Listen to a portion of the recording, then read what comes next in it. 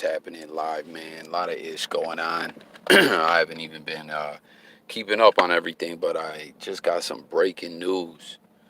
Well, maybe it ain't breaking no more, but it's breaking to me from the bro, man. And seems a former controversial individual in the YouTube prison community where all the drama's at. It's where all the drama's at. Got bodied. And I don't know, I'm gonna play a little bit of this video. I don't even know if I'll be able to leave this up. Based on that, I'm playing this, but I'm interested to see what's going on here, man. We're hearing Savage Studio got bodied. He's taking that dirt nap.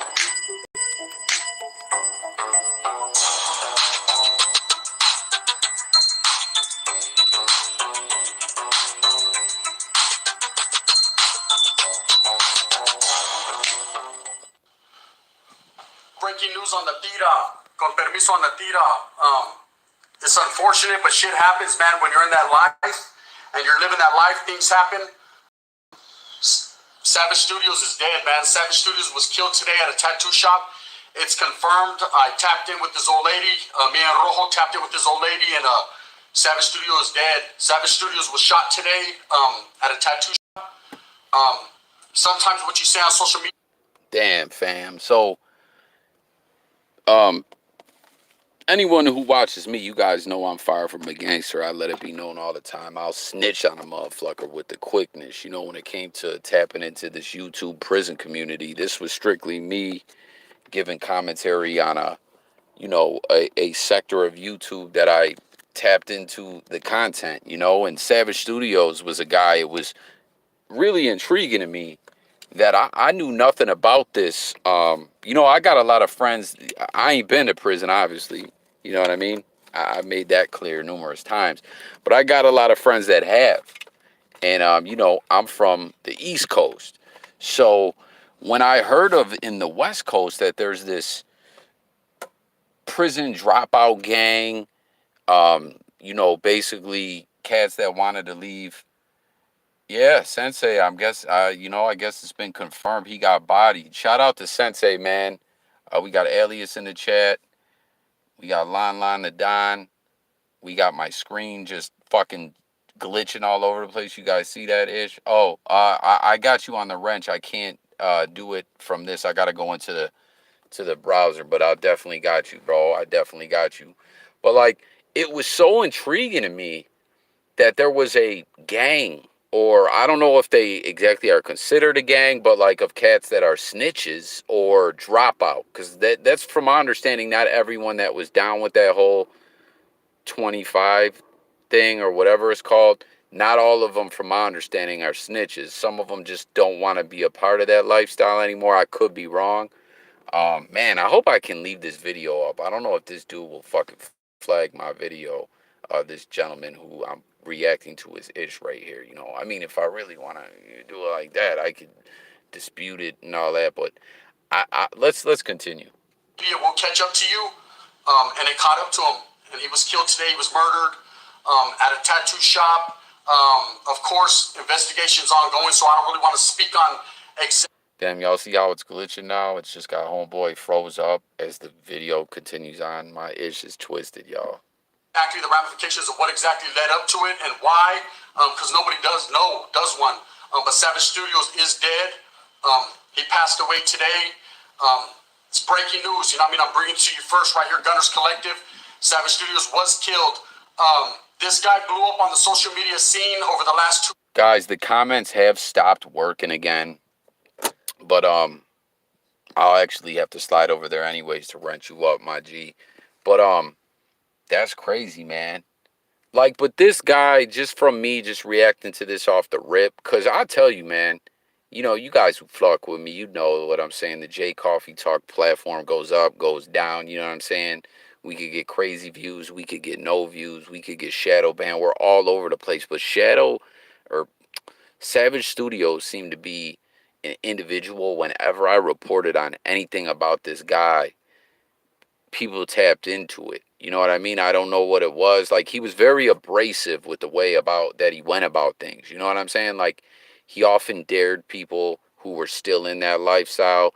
Again, I'm speaking of this from, the realm of an internet nerd, just tapping into the content, you know what I mean? But at the same time, aware of how ish goes down in the streets. But, again, I'm not from the West Coast. But saying all that, I was trying to say I believe he used to be a South Sider, if I'm not mistaken, from Pacoima, home of Whack 100, the biggest dickhead ever to touch down in the blogosphere. And this guy was, it sounds fucked up to say it, but he was kind of a dickhead himself. Rest in peace. I don't, I don't know. Didn't he had some funny style ish about him. Like, wasn't he doing some old weirdo ish at a Walmart or something? I don't know, man.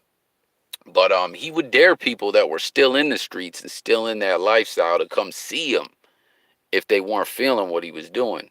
And it seems someone came and saw him and put him down for that dirt nap. You know what I mean? Years. He rose to 100,000 subscribers. He blew up overnight. I, at one point in time, had an ongoing beef with Savage Studios, to which we kind of fucking put to the side, man. White flags were waved, whatever you want to call it, man. And we did conversate behind the scenes a few times.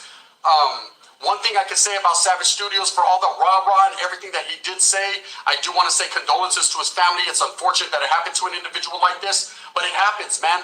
It happens when you're on social media and you're making that noise, man, and you're doing what you do. You can't get killed. And he definitely was caught up with today at a tattoo shop. Now, I don't know if it was on a spur of the moment thing.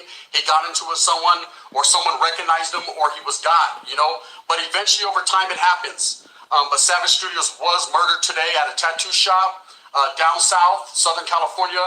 And, breaking news right here, Gunners Collective. I'll bring it to you first. I got to tap in. I vet everything that I do.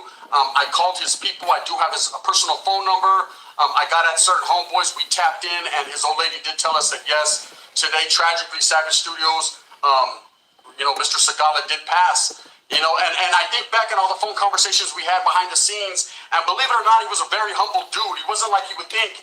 But when you say certain things and you disrespect certain people and certain organizations and certain gangs, homes, you have to reap what. Man, I always hear that. Oh, we got to add. We got to add. I always hear that, man, when it comes to the West Coast politics and the streets and stuff like that. What was I just reporting on yesterday? Oh, Swamp Stories, which I just did a video with an update on that. You know what I'm saying? They're talking about they know who Swamp Stories' true identity is. He clapped back at him and, dissed Adam 22 and C-Mac, the local called C-Mac a straight up clown. But when that was first breaking, where people were theorizing if that was true or not, with the identity thing, a video that he had just did had to do with some Latino, Norteños, Serranos video or whatever, and people were saying, yo, bro, you're playing with some cats out there that don't play. They ain't for play. And I've always heard that when it comes to the West Coast, when it comes to anything with Mexican gangs, it ain't no game, man, there was someone addressing them before, right? I think it was Big Lance or someone, and they were like, they were making it clear in their commentary that they didn't even want it to be twisted like they were saying something. Like, can't just be afraid and make it clear, or I don't want to say afraid like taking anything away from anyone's pride as a man, but individuals often seem to let it be known that it gets real tricky and dangerous when you're tapping into that side of things, We're gonna pull the comments up. We're gonna pull the comments up. In certain gangs, homes, you have to reap what you sow. You have to be ready and not get caught lacking and stand strong at all times, 10 toes down. And if we do those in a direct fashion, man, Savage Studios is gone, right? It has happened. He is no longer here with us, and so that that's all I can pretty much say about that. Other than he was shot today at a tattoo parlor. He went to go get a tattoo, and he got blasted. Right? He went to get blasted on, and he got blasted. Respects and condolences to his family. Damn, yo, he hit a bar right there, though. He said he went to get blasted with some ink, He got blasted. And then he said condolences to the family. Like, I know nothing about this guy personally. I had no interactions with him. I made some videos, like I said, that people always seem to be very intrigued about this guy. And you know, anyone, if I do, I wish I could leave this video up. I don't know if this guy will trip off this, but Black Bigelow, one point in time, was like before the weirdo ish. Damn, y'all hear that? There's a helicopter flying over me. I think it's police too. Black Bigelow was like prior to the weirdo ish coming about Savage Studios, was like in touch with him, and I don't know. I feel like he said the guy got weird on him, but did he ever get? Because I remember he did hit over 100K on that one channel, and then there was that like whole ish happened that where he couldn't get into that channel, and he started a new jump off. I don't know what happened. Family, I know they're going through a hard time right now. You know, you don't wish this upon no one. Violence is a thing that you don't ever want to see, but it's a thing that happens. You know, it was only a matter of time before this guy was caught up with. He was promoting the 2-5. He was promoting certain aspects of the game that a lot of people don't identify with or don't like. He was going against the grain in a vicious fashion. And, you know, and it happened. Like I said, he rose to prominence on YouTube. He had a big TikTok following. I'm sure a lot of people are hearing it over social media. But yes, Savage Studios is gone. You know, I'm not going to sit here and say, like, me and him had the best relationship and that, you know, that me and him were cool like that, because we weren't. We actually just talked. The last time we talked, he actually called me on the phone and was asking if I got paid from YouTube yet, because he hadn't got his money, right? He was trying to figure it out. Like I said, behind the scenes, he was a very humble individual and was much different than the image or the character that he portrays on YouTube or TikTok. You know, but like I said, when Yo, that's what it is though, right? With the blogosphere. Some I'll point out all the time. You know, some cats are, it's entertainment, what's real, what's in the streets, etc. Them worlds can overlap and intersect in a mean and vicious way at times. And, you know, obviously that's what we're seeing right here. I kind of want to pull or let me roll a little bit more of this and then we'll pull the comments up. I hope y'all, okay, I still got y'all in here with me. skinny tight pants fucking cut off the blood circulation to your brain. You say things that you shouldn't say. So Mr. Tiger Uppercut is no longer with us. I'm not trying to individual, rest in peace to Savage Studios, but he is. Damn, he hit the Street Fighter. Tiger Uppercut. Gone. You know, and that just shows you, gente, that shows you about opening your mouth against certain people and disrespecting certain people. You can't get away with it. You think in life, man, that you're untouchable and you can get away and do whatever you want, but you cannot. That's just the way it goes, man. That's the way it is, and that's the way it's always going to be in this life that we live. But tragically, Savage Studios was shot and killed today. Like I said, I've heard it from his family member. I tapped in directly with his old lady, and she said, yes, he's dead. He got today. It's a tragic thing. It gets real on YouTube. It gets real in life in general, you know. When you're out there gangbanging or you're on the streets and you think you're that one and you know what it is, man, well, shit, anybody would catch up to you and anybody would do something to you at any point in time. So for those of you that don't know, breaking news, Savage Studios was murdered today. You know, it's unfortunate. What's today? August 19th, 2022. They finally caught up to him, man. It came to tragic again today at a tattoo shop. And, you know, the vato was wiggling. One thing I can say about Savage Studios, he was out there mobbing. He was out there thinking that nobody would catch up to him. I know that he had just done his last interview with Flacco on Real Talk with Flacco or A Convict's Perspective. Make sure you tap in with that. That is his last known interview. I do know right now, as of today, as I stand here, it's an actual fact, man. Like I said, I'll bring you nothing but facts based on real shit. Savage Studio was shot and killed today. You know, I said he rose to prominence on YouTube. He was a very well-known character. I mean, tattooed from head to toe. Was a guy that you could not miss. Was a guy that was very boisterous and outspoken. And I had a lot of enemies, you know, because of the things that he's done in life. You know, like, again, you reap what you sow. If you're out there disrespecting people, if you're out there pushing and rocking a certain narrative, you will get got. People are just waiting and lying in wait.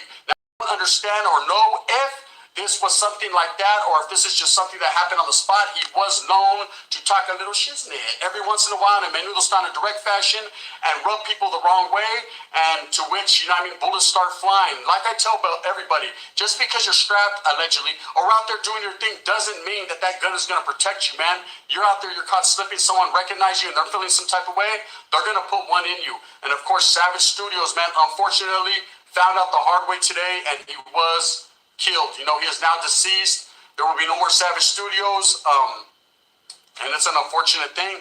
It happens, you know. So for those up and ask me, you know, some questions, I did have a relationship as far as chopping it up with this guy. We were not friends by any means of the imagination. I did not agree or promote what he was pushing. In fact, our fucking relationship was up and down as far as conversating. You know, he used to cat out on me a lot. He used to keep it real. He used to keep it really fake. But at the end of the day, man, I won't disrespect this name and say, you know what I mean, and drag it through the mud. You guys know exactly what it is as far as Gunner and Savage Studios, man. We never seen eye to eye, but I don't wish bad upon no one. He still was Raza at the end of the day. He is no longer with us. He is gone. Breaking news again. Savage Studios was murdered today down south, you know, in Southern California.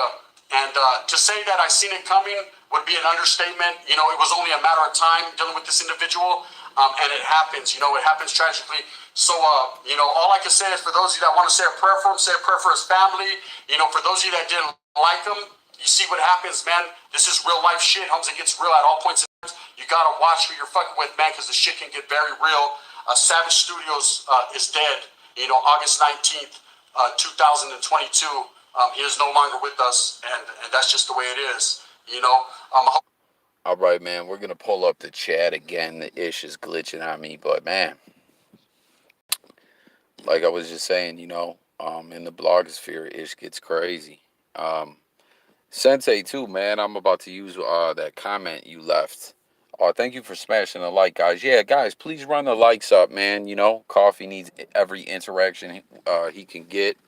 Hold on, though. Let me pull up the chat. I'm very intrigued to see what everyone's saying about this. Like I said, man, this was a guy that people always like. Again, you know, with my channel, like I said, I go up, down. I can get a lot of views. I can get no views. I can get shadow banned. But it seemed whenever I reported on Savage Studios, people would tap into it. Again, I never knew that there was a such thing as a lifestyle, a gang or an organization that, you know, existed of people who dropped out of the gang life or who were open with snitch or whatever, you know. And that was crazy to me too. Like when I did those videos, I had cats hit me up that were like, yo, I'm still active, and certain things they showed me led me to believe, you know, privately, you know what I'm saying? Because there's a lot of ish I keep in the cut when I speak to people. And, you know, keep that in mind, anyone who ever wants to tap in with JayCoffeeTalk DM wise, you know what I'm saying? Hit me on the gram at JayCoffeeTalk _ on YouTube. Also over there on the Twitter machine at JayCoffeeTalk. Simply at JayCoffeeTalk on Twitter.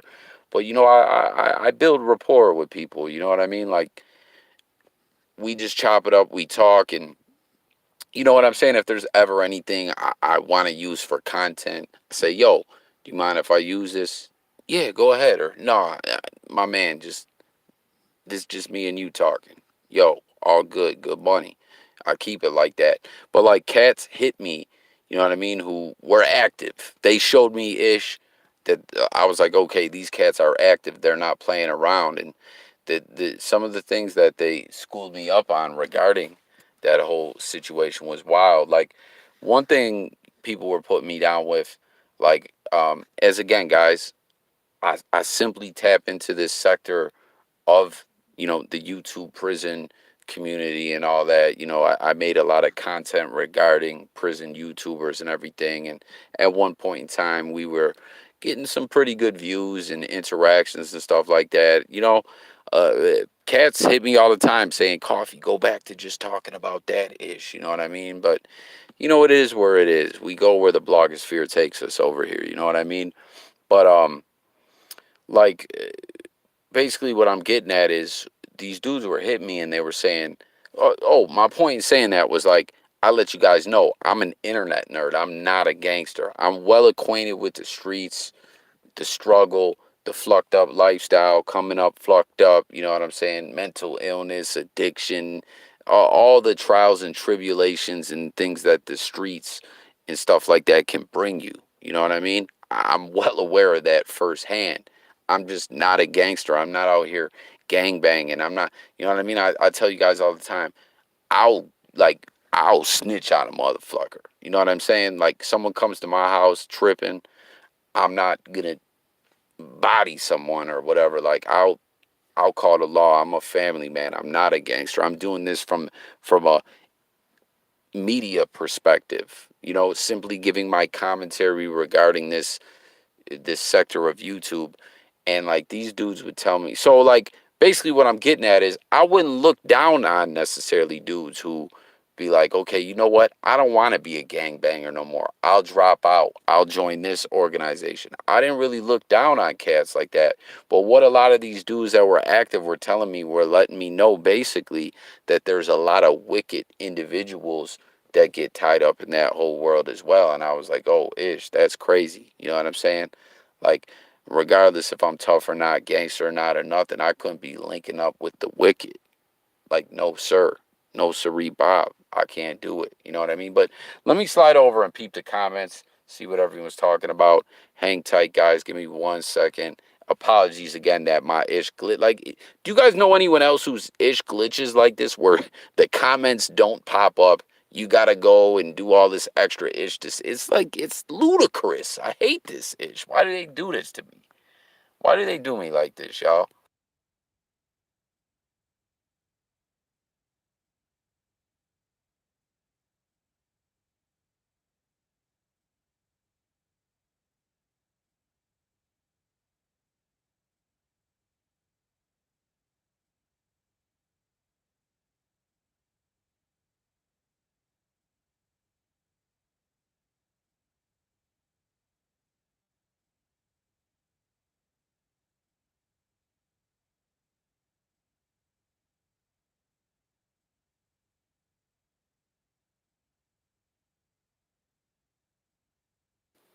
All right, guys, I'm back here. I'm trying to find my own live. Can you guys believe this? I can't even find it. Give me a second, guys. Give me a second. Yo, this is crazy. I can't even find my own live. Yo, someone want to send me the link? Or no, you can't even do it because I can't even. Hold on, guys. Just don't go nowhere. I got to see the comments, what everyone's talking about.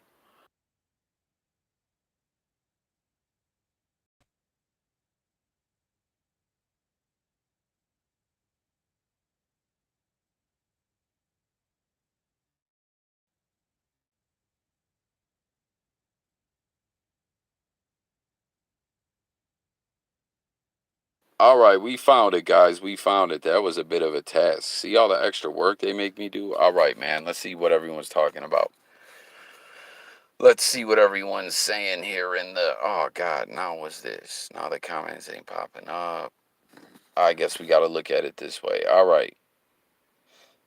Let's go. Throw me. Oh, okay. Yeah, let me give you that. Ridded it in it. Then. Shh. Add moderator. Um,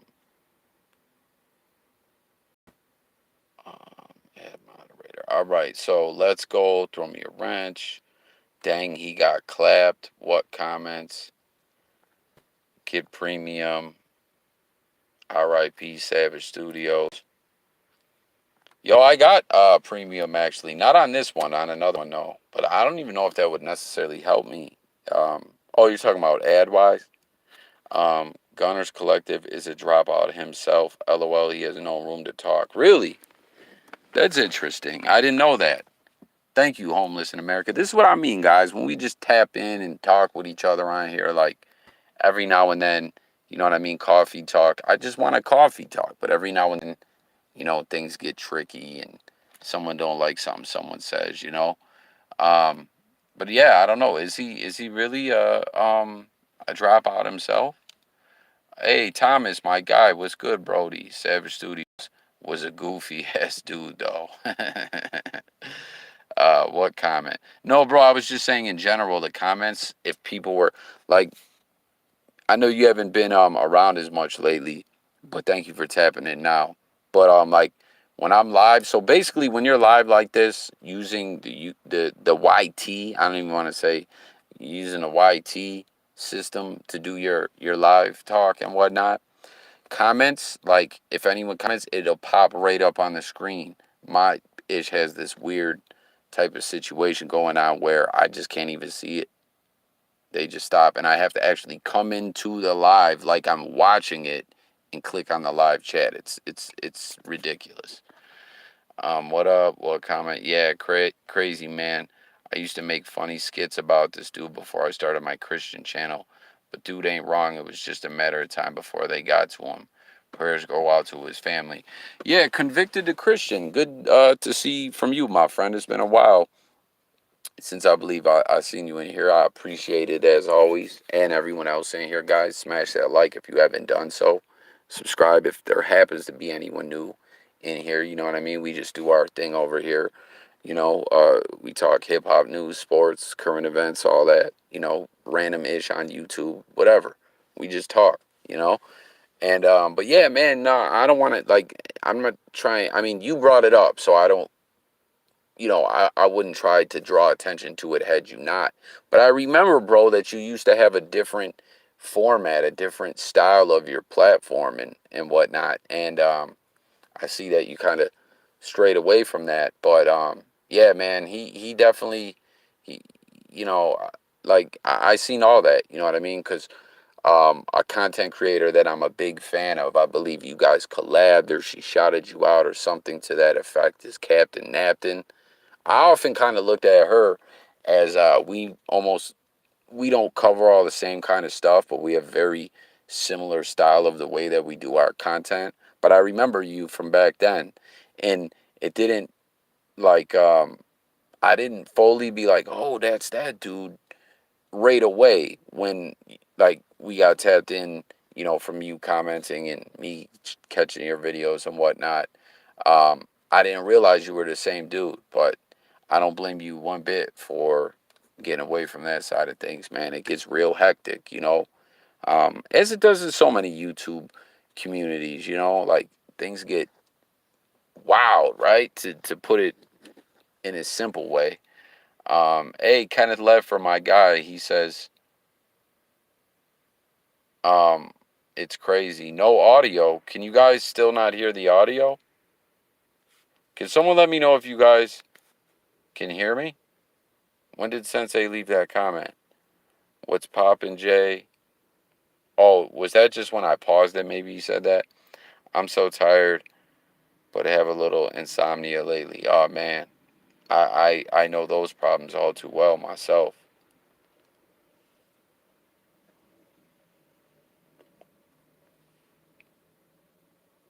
Guys, can anyone hear me? Okay, I'm good. Good. Okay. All right. Yeah, it must have just been when I paused it for a moment. Yeah, no, man. I'm not a weed smoker. I've expressed that a lot, but that's like the one thing, man, or two things. I like to smoke weed if I need to get my appetite jumping off or whatever, get the munchies, but also like if to sleep. You know what I'm saying? Because like Ambien, Seroquel, all that type of shit that would make you sleep. I can't get out of bed in the morning. You know what I'm saying? I'll take that. I'll need something to get me up out of bed. But if I smoke a little three poles off a L, I'll sleep like a baby. You know what I mean? But yeah, no, this is pretty crazy, guys. Man, Savage Studios. I wonder, I wonder though, like this gentleman in this video here that we just played. And yo, what does everyone think who is familiar with this guy's platform? You guys think I'll be all right to leave this up, or do you guys think he'll get to tripping and flagging and whatnot? Like I said, you know what I mean. Technically, I can still do what I'm doing, but there is a possibility this could be a totally unrelated situation. You know, this could be this could have been he wanted to get blasted with the ink, as this gentleman put it, and mean mug someone the wrong way. Like aside from his whole situation and those politics and whatnot, you guys know, right? It could be simple as that. You look at the wrong person the wrong way, and things go bad. Oh damn! I'm thinking I see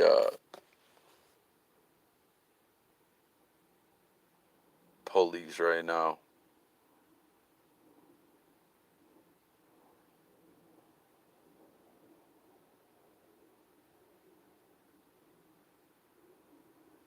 Damn, fella, sorry. Is this a cop car? Sorry, guys. Hold on one second. Okay, it's not a cop car. I'm in the cut right now, just chilling. Not that I'm doing anything wrong, but I'm sitting in the whip, man. I thought I seen a cop car rolling my way. Didn't feel the need, you know what I mean? Wasn't looking forward to, hey, I ain't got an ID and that whole, interaction. But man, I'm interested to see the comments over here though on this video that we were just watching.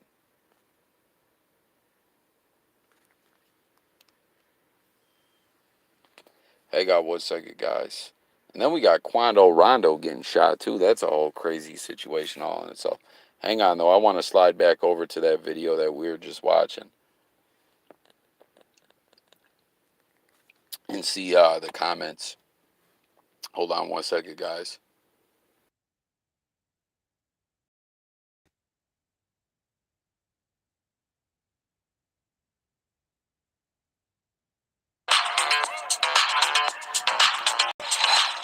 I'm All excited right, to we're play with my back, new guys. G5 305. It goes over its belt. We're back. Yeah, I want to see about in the comments over here. Yeah, so now Gunners Collective is a guy I've heard his name very often, but never into his platform like that. Damn, why won't my... Yo, it's crazy, my screen. Hold on, guys.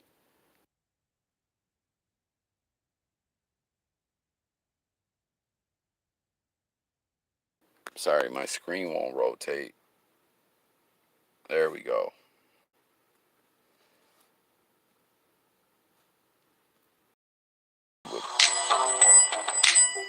People are talking about in the comments here. What the fuck? My shit is so glitchy. I got a whole new device too at the crib.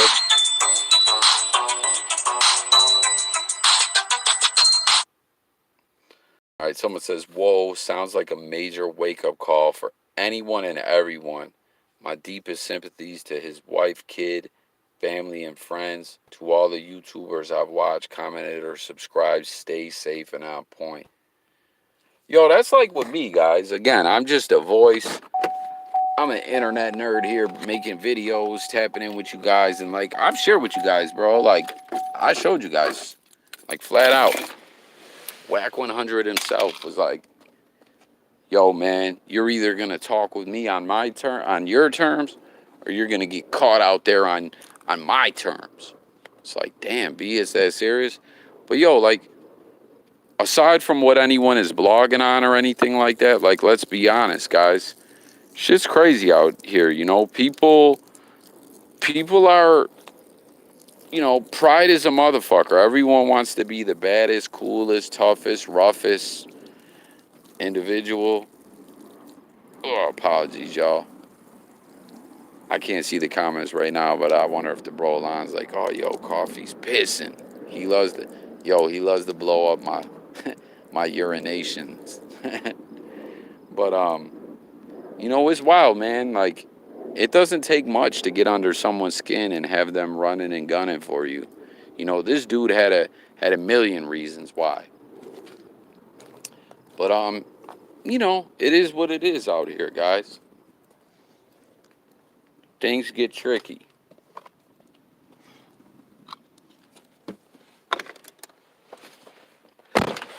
Lon, if you're still in here, bro, do you want to call in? Do you want to call in? I'm interested to know if there's anything to the story, you know what I mean? That you could school me up on that I'm not aware of. Plus, I think we still gotta, yeah, we still got some people in here. I don't know. I always seem to like the dynamic of me bouncing, you know, my commentary off someone else. I always enjoy that. You know what I mean? Like, you guys know the way I just like try to flood the blogosphere with content on the different news topics and stuff like that. At one point in time, strategically, I wanted to kind of go live rather than just dropping videos. I wanted to get in the habit of going live for news stories and having someone on the jack with me. Oh, excuse me. But shit's been so hectic lately. I barely even been making videos. What this guy say? R.I.P. Savage. He changed a lot since he started in the beginning. Many wished him, many that wished him the worst. How do you feel now? He left a child, his wife, and family. Never wish bad upon no one. Life does full circle. So that's kind of crazy. You know, in the end, you know, this man is deceased. It is crazy looking at things full circle. That's something I often say in my commentary. I speak of looking at things full circle, you know, like you only get one life. Or, you know, some cats spiritually may believe that not to be true. You know, do we exist on through another life? Or do we exist on in another way after this life? I don't know. That's a whole nother conversation. But regardless, this one life that we live in this form, in this shape, form, or fashion, or whatever you want to put it, his has ceased to exist. You know, I wonder how a lot of cats who didn't fluck with him or like him feel now. And it's crazy too. We talk often about Tekashi 6ix9ine. I myself and many others looked at him as the YouTube prison community Tekashi 6ix9ine. You know, shit. I wonder if 6ix9ine I doubt he knows who Savage Studio is. Yo, at one point in time, I was like, these dudes should collab. They would, I don't know, you know, but everyone's an egomaniac and can't coexist with each other in any kind of way. But yeah, damn, Lon, you must have laid it down, man. But if you were in here, bro, definitely wanted to hear you call in.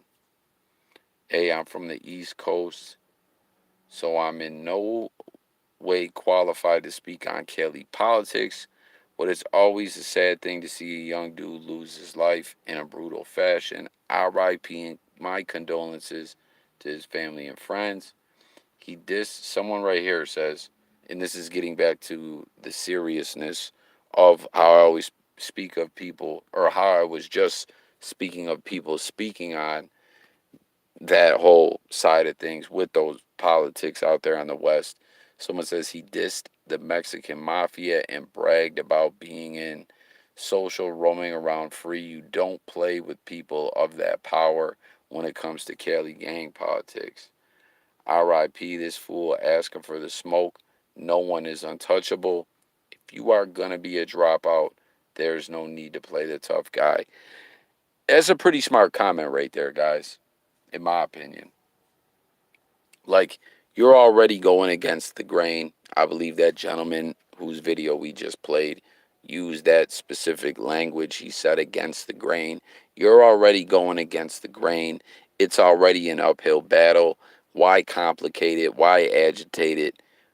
Why put your back against the wall any further than it already needs? You know what I mean? Like, why do it that way, you know?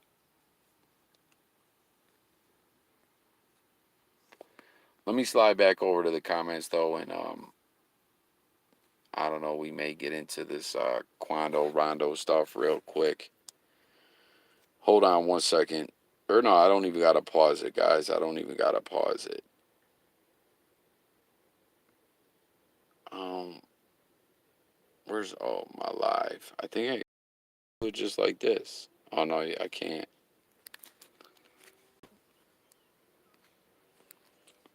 Hold on, y'all.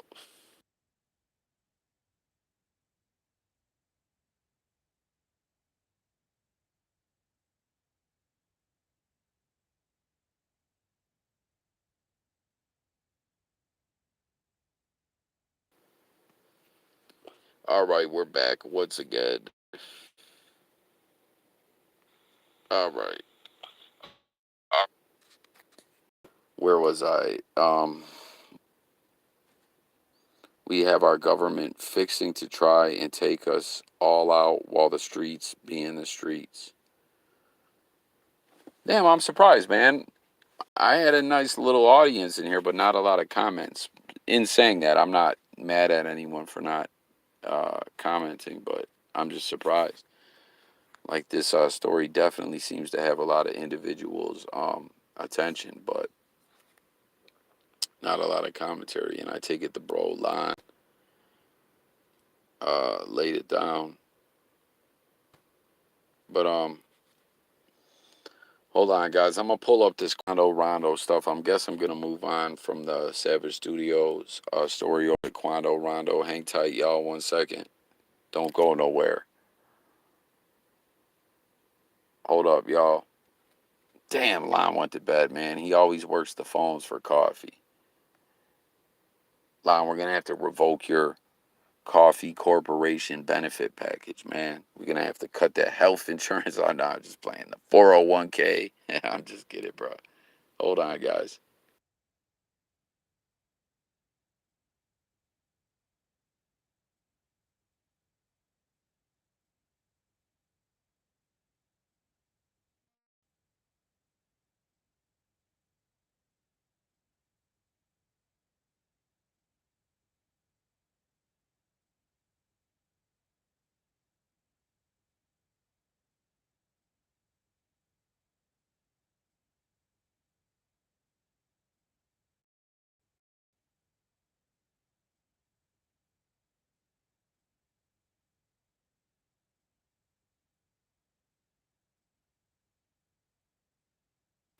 All right, we're back, guys. As this loads up, Sensei, if you're still in here, though, my G, I told you earlier I started saying it, and I think I got sidetracked. But I'm gonna be using your comment on my Charleston White video, probably in a future video. Shout out Sensei TV if you're still in. Um, see all my fellow Bills Mafia on here. Bills, we're heavy. Bills Mafia, we're heavy on Twitter. And again, too, guys, anyone who taps into this, hit me on Instagram, um, Twitter as well. Twitter's my favorite social media. People don't like it, but like, okay, we're back, guys. It cut out. But sometimes when it does this, as I was talking earlier about all the glitchiness that I have to deal with and all the fluffery when it comes to the algorithm, God's constantly shitting on me. I used to not be able to restart this, where back in the day, it could cut out, you could restart this shit a million times. Then it stopped allowing me to, now it does. But a lot of times the comments start popping up again. So let's see. Oh, yeah, there they go again. Hey, the bro Jay Millie, my brother. What's good, my guy? Uh, Good to hear from you in here, bro.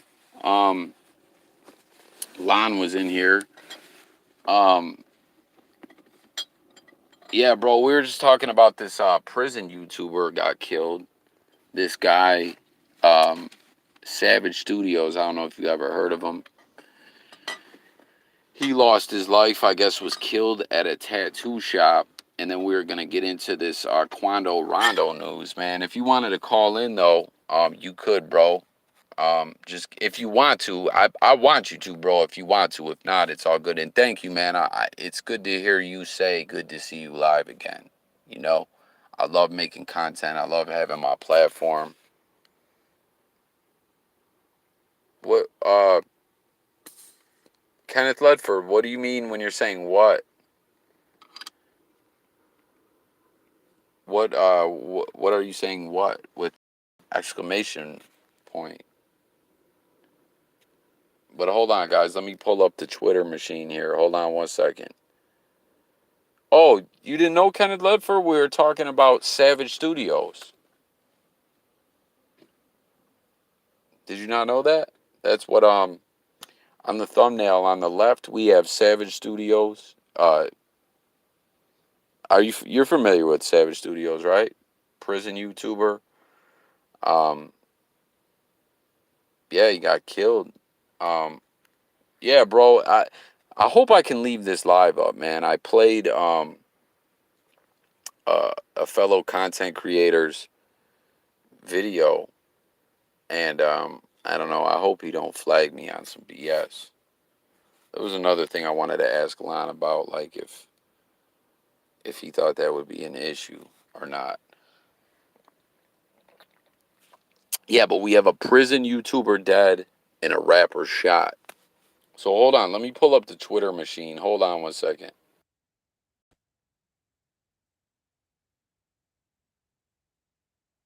All right, so here we are back as Twitter loads up. But yeah, Jay, something rather shocking to me. I didn't know, me not from the West Coast, that on the West Coast, yeah, no, facts, bro. That ish is insane, bro. Um, that they have 25 uh lifestyle. Damn, why can't I screenshot? Hold on. Excuse me. Trying to, there we go. I was trying to screenshot a couple of tweets there from Beasley and Dawson Knox. Saw there the comments glitched out again. You guys see that though? Dawson Knox, tight end for my beloved Buffalo Bills. He said, "Thank you for all the outpouring love and support from my family. Our hearts are broken, but we know Luke is in a much better place with his Savior, Jesus. We celebrate his life at Christ." What is that? Pres Church? What is that? What would that guys be? PRES. Man, I'm half in the bag right now, and tomorrow. But yeah, our beloved tight end, his brother passed away. What's Cole Beasley talking about? He said, "Finally got my house up for sale in Buffalo. If any of you are interested, LOL." Man, that'd be dope if that was like an inside joke, and he was just flucking around, where he's really gonna sign with us. Oh, there's Lon responding.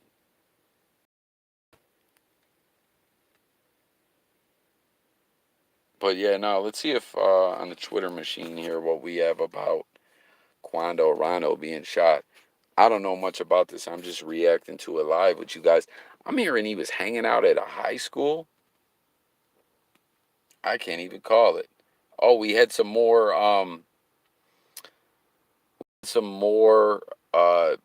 preseason football. Packers beat the Saints, and you see Jordan Love is trending. This is what happens when you make an outstanding throw and catch. Controversial kickboxer Andrew Tate banned from IG and Facebook. Damn. I'm going to have to screenshot that as well and report on that. Hold on 1 second, guys. But yeah, Jay Millie, I don't know if you want to call in or not, my G, but let's pull up this Quando Rondo stuff. Hang on 1 second, guys.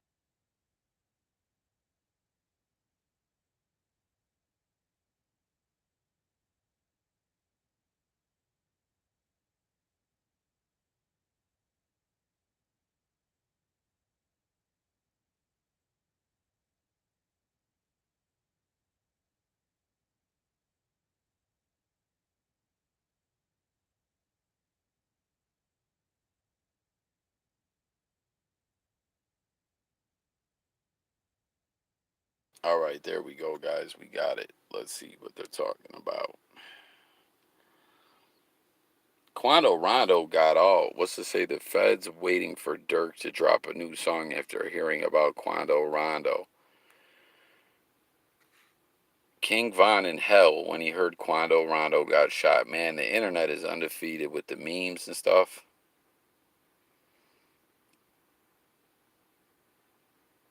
Quando Rondo has reportedly been shot. Damn, 70 replies here.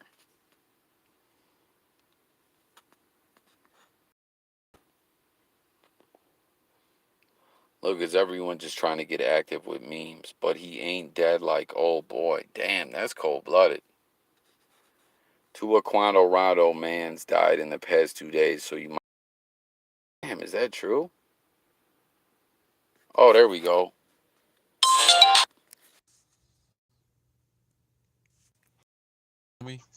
What's going on? Good to hear from you, man. And again for checking in with me, bro. Oh Yesterday. yeah, for sure, for sure.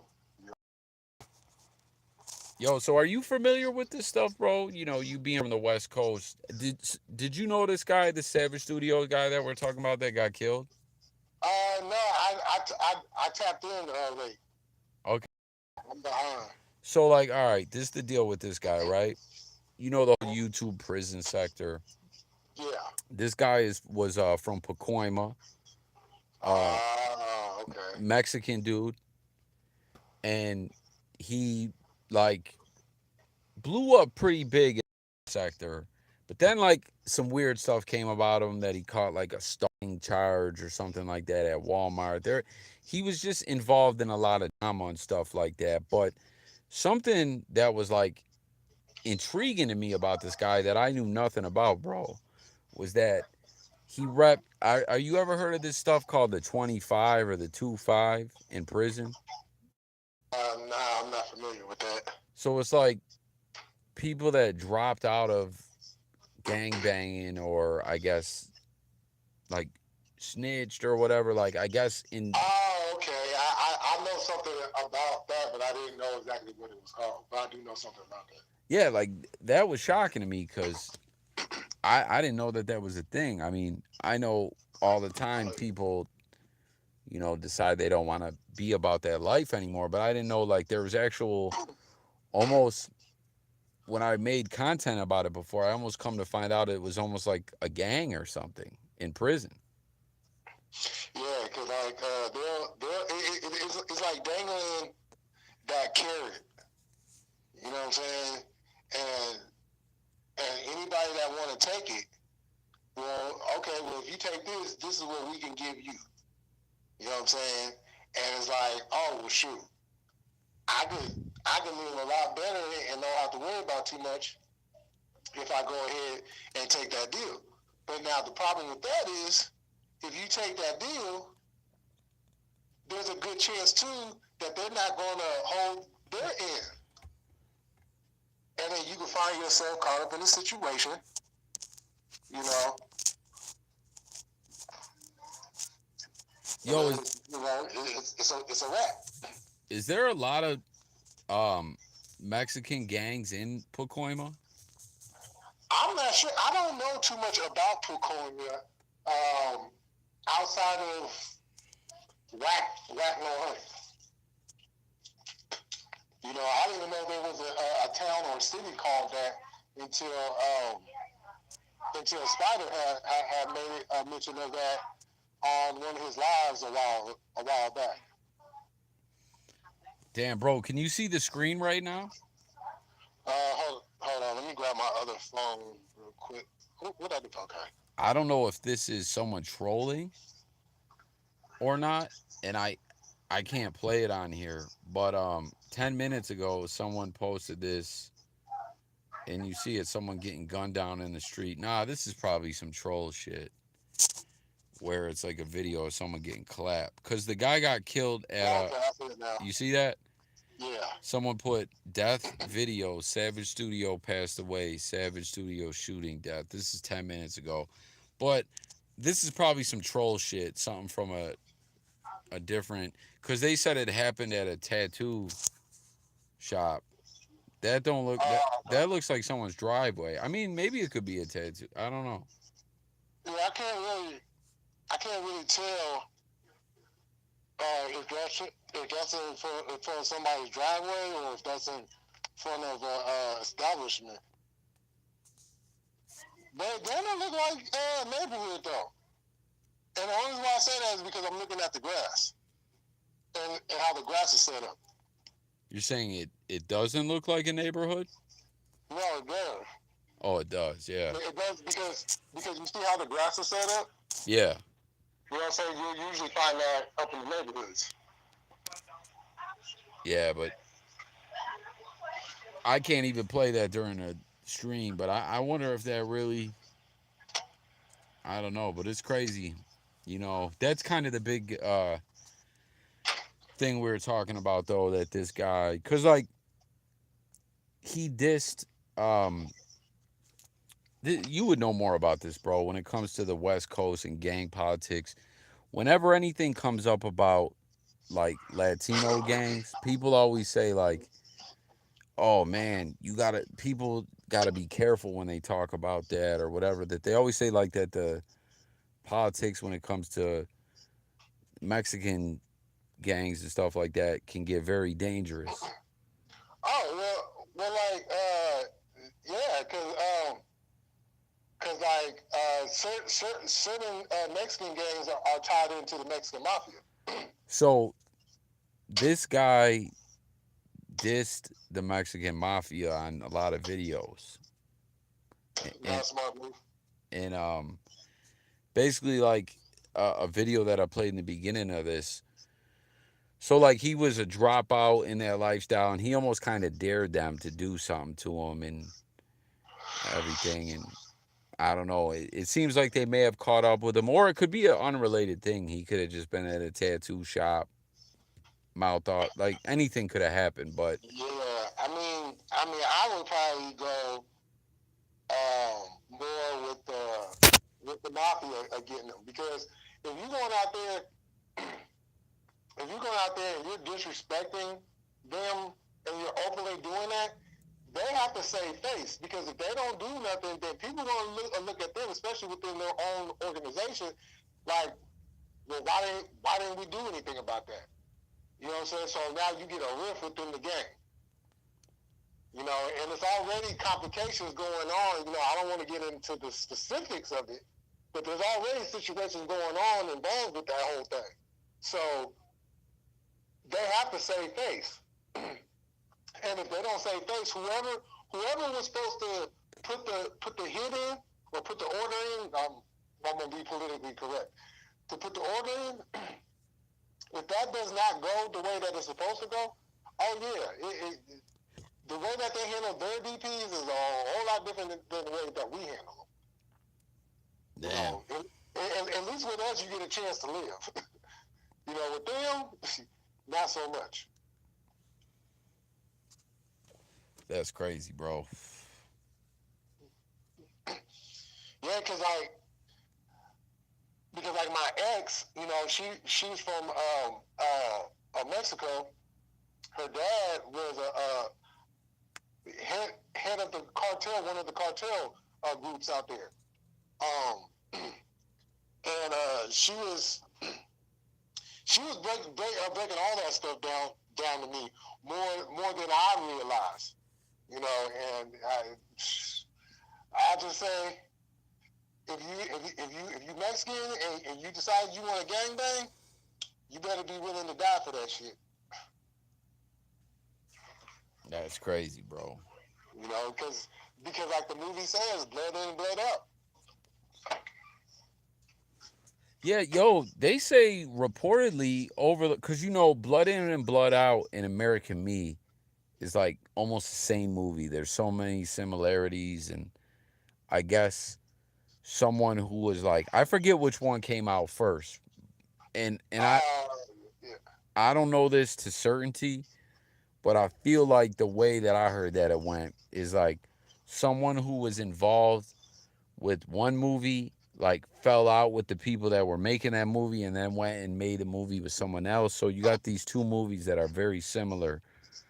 But yeah, I heard people got bodied over those movies. Certain things that facts, ended up in the movie. facts. I think Vlad's got an interview with the Edward James Almost dude. Oh, he played in all their movies. Yo, that shit You was know what I'm crazy. saying? Yeah, I mean, it's just like when like a Boys in the Hood and Menace to Society, when those movies were made, yeah, it was a lot of riff in the streets out there. Because you know what I'm saying? It's like first of all, you're dealing with different gangs in certain parts of LA, and then you got to even get the okay from that particular neighborhood or the neighborhoods you want to shoot in, and sometimes that gets tricky. Yeah, I just seen a thing the other day about was it Menace What movie was it? Menace that Pac was supposed to be in? Oh yeah, Menace. Yeah, the Hughes brothers made Menace, right? Yeah, he was supposed to have been O oh Dog. dog.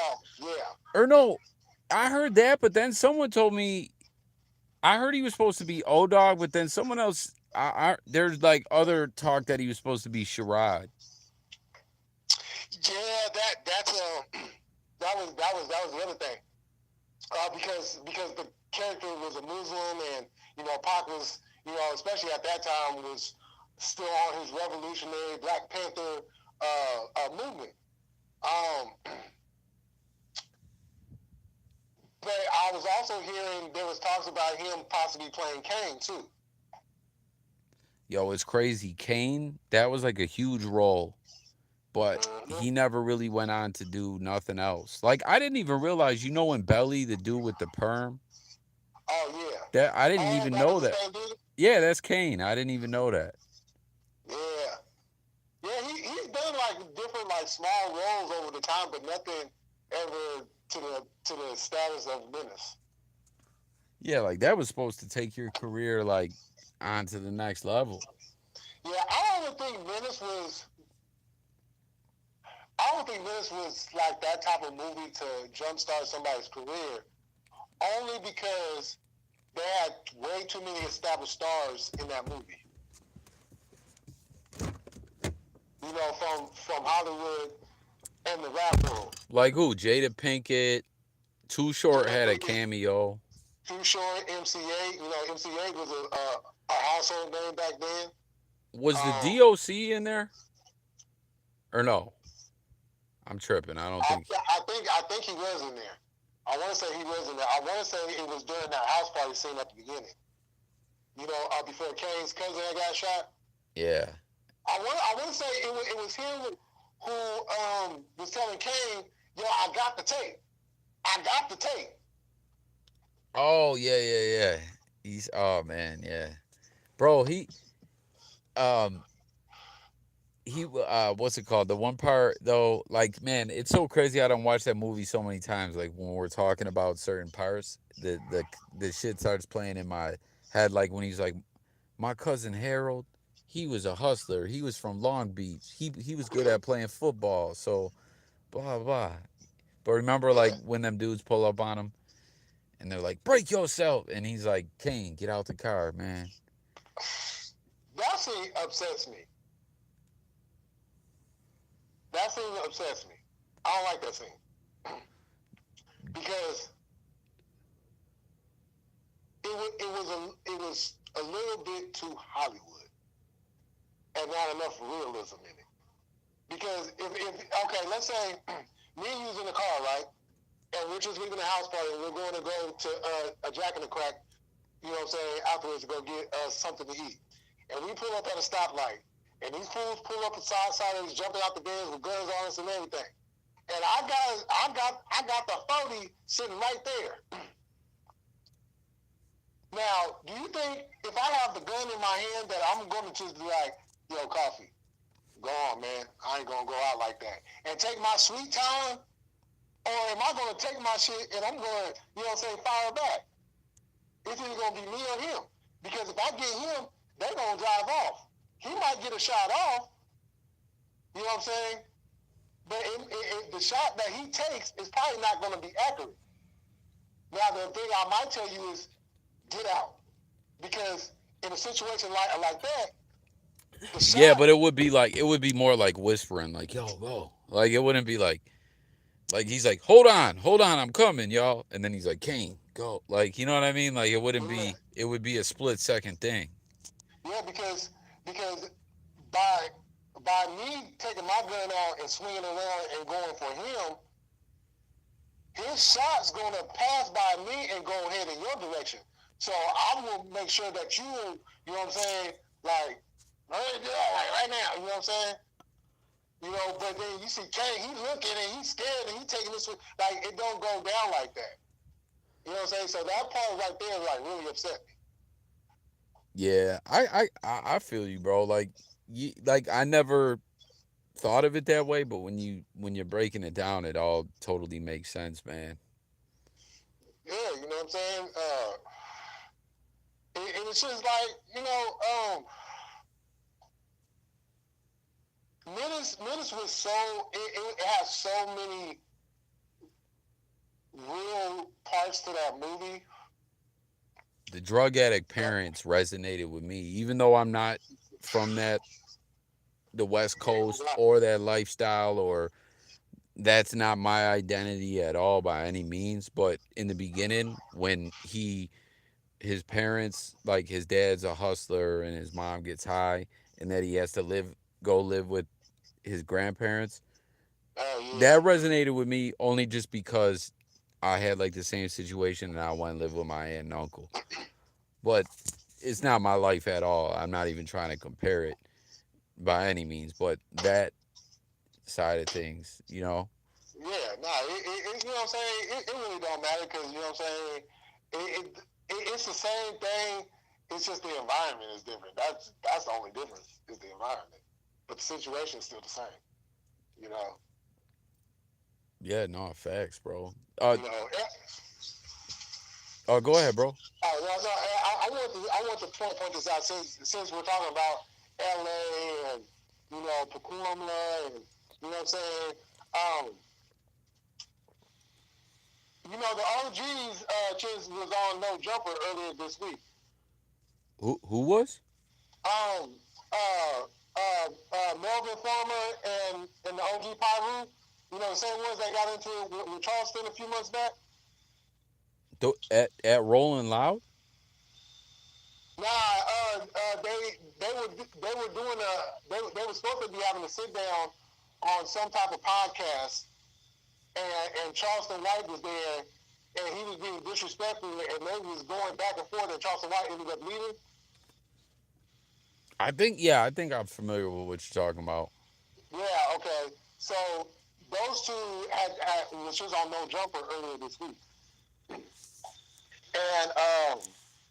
one of the things that they was talking about whack. Um, but the thing that they was pointing out, and this is where a lot of people get confused at.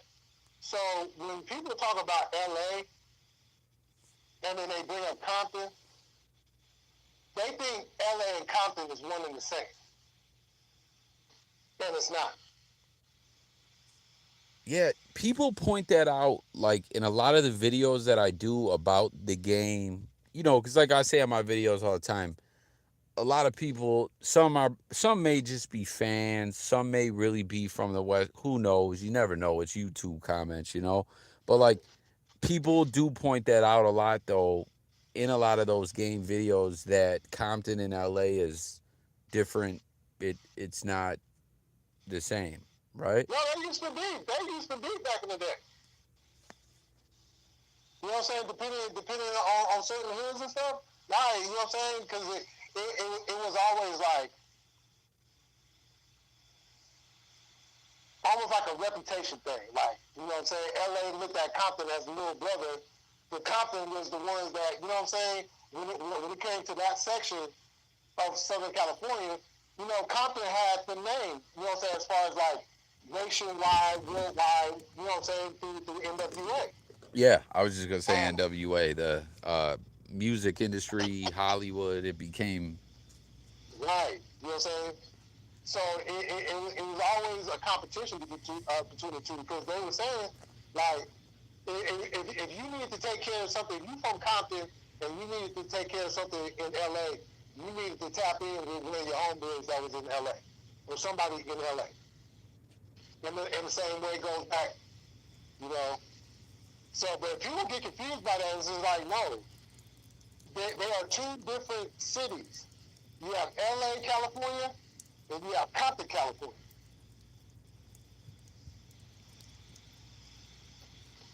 And this is the other thing, too, that they pointed out. Because you know how Black is going on talking about he's a power and all that? right. But you in LA business. You're not from Compton. If you power you from Compton. And he's what? He's from Pacoima, right? Exactly. But he's always in LA business. But LA is where the Bloods is at. And then it gets tricky because a lot of guys that really probably are official sometimes. not trying to disrespect anyone, but sometimes people have a certain um they might want to stay in Wack's good graces because the way he's tapped in with the record labels and business. You know what I mean? Like they don't want to. I mean, we've seen it numerous times where guys are trying to do business with Wack, and then later they're like, "Oh, fuck him." But it's an initiative for people to want to not do that Right. because Wack can get you that deal. Wack can get you, you know. Yeah. Yeah, exactly. You know what I'm saying? So it's like if you claiming Pyru and you in LA business, you fucking up. You know what I'm saying? Pyru's, you know what I'm saying? Because if people talk about the history, it's like when Crips started, it was in LA. When the Blood started, it was in LA. When Pyru started, it was in Compton. Pyru Street is in Compton. You know what I'm saying? Just like the Hoovers is in LA, Pyru Street is in Compton. When the Blood started, it was in LA. Oh, hold on one sec, When bro. Pyru started, My bad. I'm just pulling up these comments. Okay, go ahead. yeah, now, that's not saying there ain't no Pyrus in LA, but when we talking about Pyrus, home base is always Compton. Yo, on the East Coast, like, you know what people always said Pyru stood for? What's that? Pimps in red uniforms. Yeah, I ain't heard that. That's crazy. Yeah, not bro. Like, I don't know. Again, I always gotta reiterate. You know, like I never try to, you know, spin the narrative or anything like that. Like I know nothing about nothing. But like, yeah, like you know, cause people have been claiming gangs and stuff. Like now, it's you know with the internet, it's everywhere and everything. But I'm talking about back to when I was a kid. Like Oh, yeah. I in New York State, a lot of people that would be talking about Pyru and stuff, they would say, "Oh yeah, that's pimps in red uniforms." The Pyrus, they would, you know, they would come suit them to do it. But then don't Pyru's I remember I seen a video a long time ago when the game was like early on in his career and they had these dudes they were like on the block. It was in the hood. I don't know where it was, but it probably had to be Compton, right? Cuz ain't that where all the Pyrus are for the most part?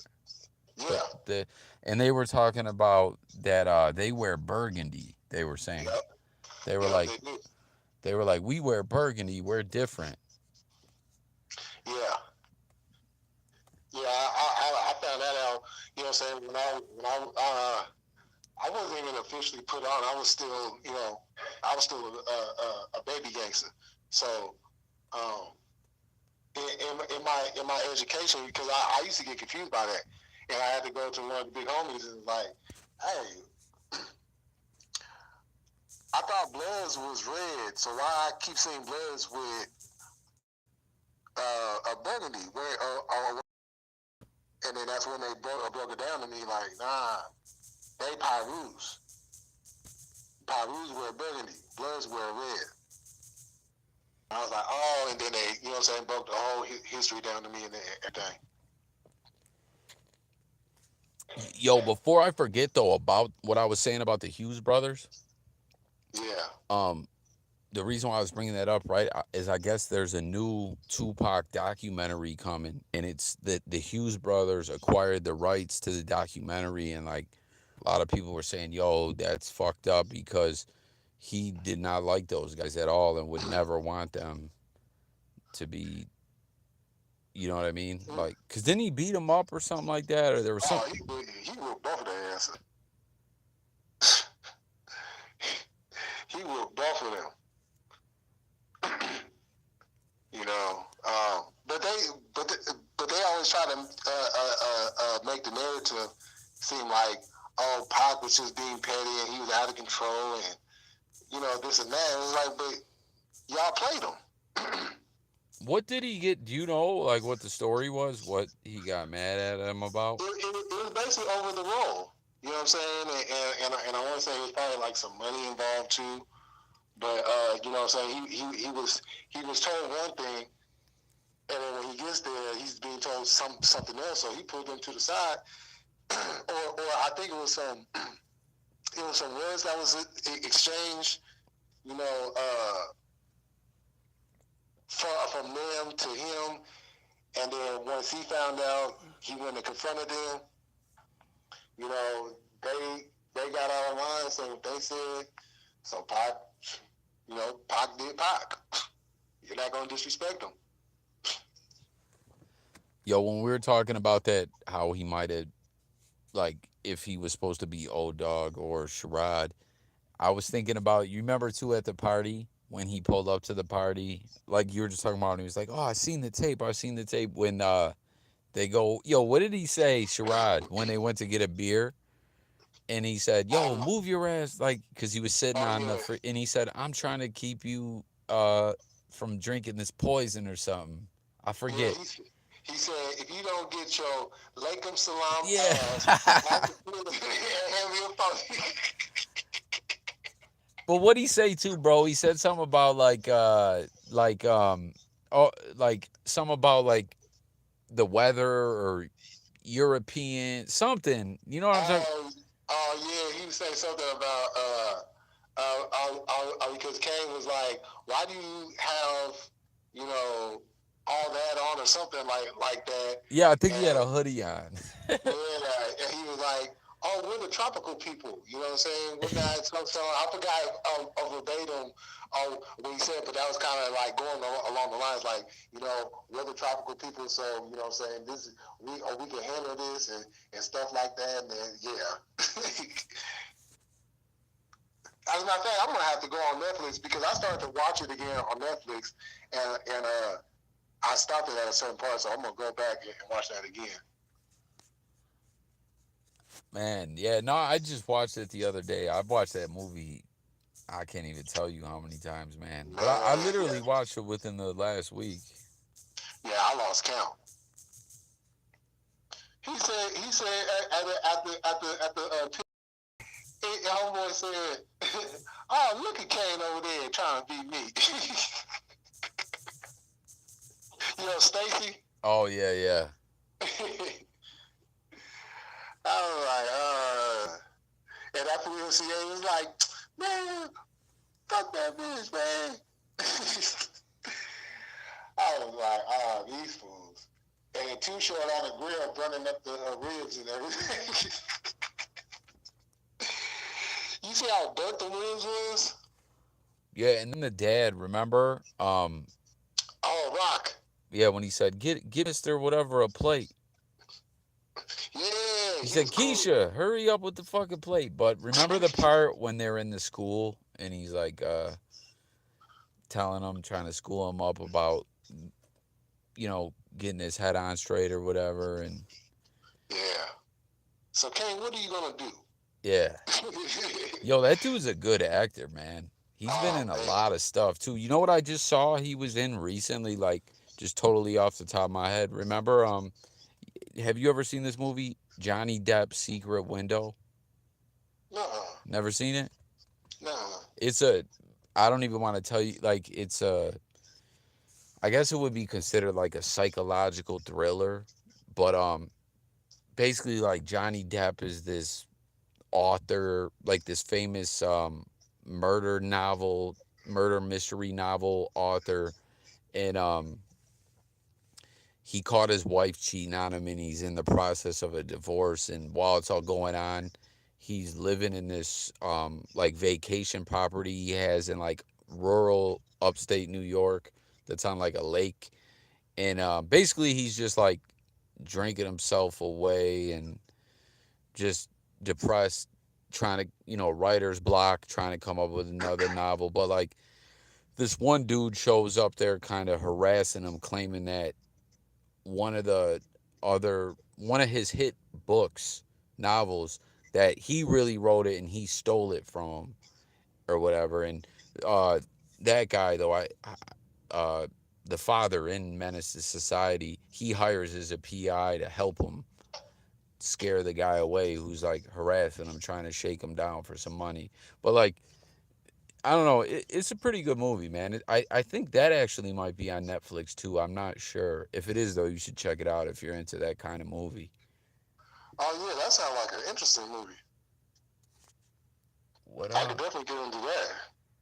what Casey say? I can't see the Casey Coffee. Hope you guys are W, and then it cuts off because I got a fucked up part of my screen. I can't see.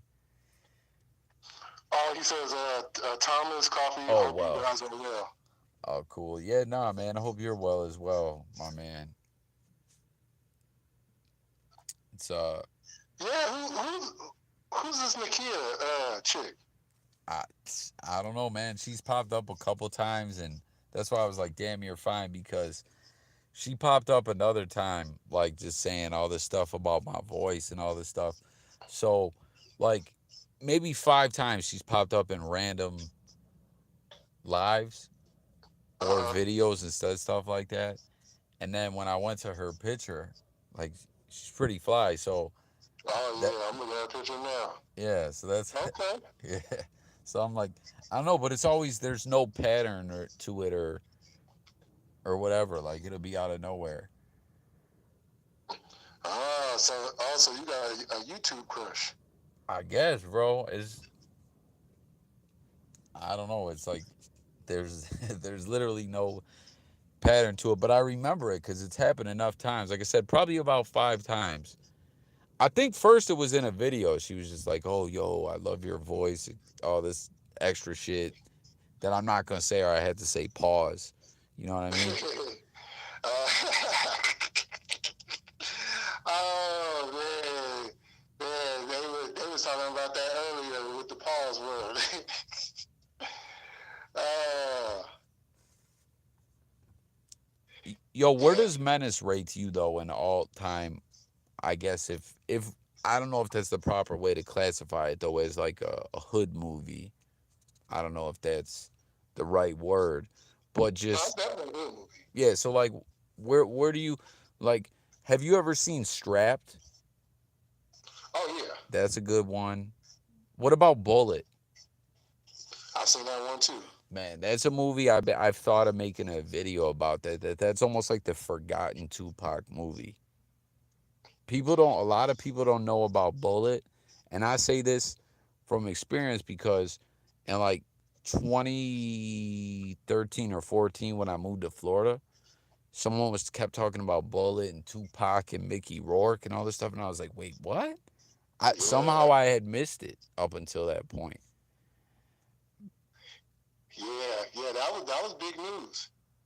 That was big news. Yeah, because they used to hang out and everything. Yeah, he was. I forget. Oh, I think it was Whack. I think it was Whack when Whack was talking all that shit in the blogs about like leading up to the All Eyes on Me movie. I think Mickey Rourke started talking about like you could you could come see me. Like you talk about I could be wrong, but I feel like Mickey Rourke was like you talk about fades like my hands work. You know what I mean? Like cuz I guess he used to actually be an amateur boxer. Oh, Mickey Rourke. Oh man, yeah, he got hands. He got hands, most definitely. And a great role he played too. Remember The Wrestler? That movie is so good. There's a lot of debate. Some people say that was based on Jake the Snake. Some people say Lex Luger. It could be a combination of a lot of guys, but Um, it was just it was a movie about the life of a wrestler. it was so crazy, bro, how he was like going to those, like doing those independent shows and going to those autograph signings, living in the trailer, and they're locking him out. A, the rent ain't paid. Like, it was crazy, bro. Yeah, no, I was tripping out when after he did that hardcore match where he Oh, went to yeah. the back and he threw up and then passed out. Yeah, remember the I was doctor was like, listen, I'm not like here to tell you what to do, but that shit you're doing, you need to stop it. yeah, for real. Because remember, he got. Oh, you know what was something crazy too? I don't know if you remember this. This was in the news, man. Maybe see this is shit. Like normally, I have a notepad. I scribble down shit I want to make videos about, Uh-huh. but I'll lose the list, and then I'll be like, oh shit. Try to remember everything that was on the old list and add new shit to it while trying to keep up on the news. Like it's a whole fucked up J Coffee process that's just a mess. But the guy, do you remember when he's at the gym and he's like buying the steroids off the guy and he's like, "Oh Oh, yeah, yeah. I need that juice," and it's a big jack dude. That dude in real life got arrested for selling steroids. Oh, for real? Yeah, cause yo, that movie was crazy. It was like they really went to like the wrestling scene to get the cast because remember Ron Killings was in that Yeah. and he was like he wasn't our truth yet. He was still kind of underground. Like remember cuz how did it go, bro? He was in WWE as what? K Quick. Yeah, K Quick. But then Attacked him with a road dog. yeah, and then he slid over to the early days of TNA. Matter of fact, I think he had the strap in TNA for a little bit early Oh, on. yeah.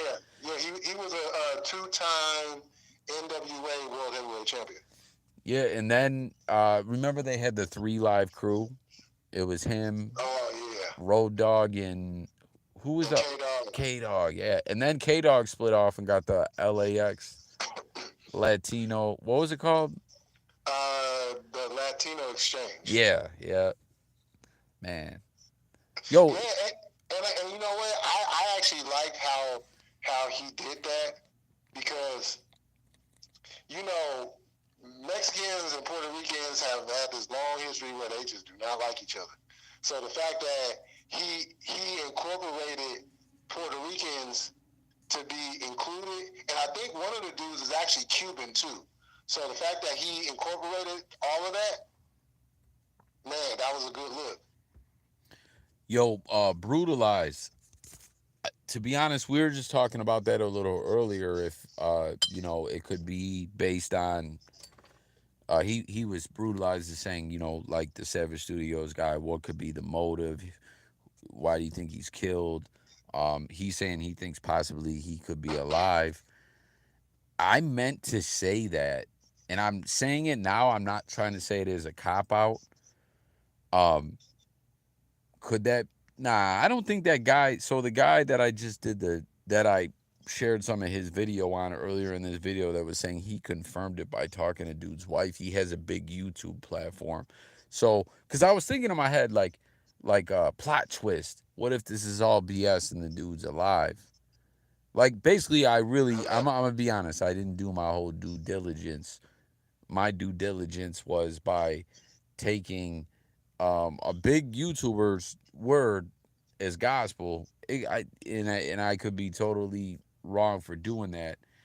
But I was gonna say like we were saying earlier, brutalized. It could just be based on him dissing the Mexican mafia, him being a dropout. It could have been him at the tattoo shop, mean mug someone the wrong way. It really could have been anything. But I'm just keeping it a buck with you, man. When you're saying you don't believe he's dead, I'm not gonna lie, that did cross through my mind, man. I'm just gonna keep that real with you. But at the same time, I don't want to lose the train of thought. Well, oh, Conan K Dog, that's what I want to talk to you about.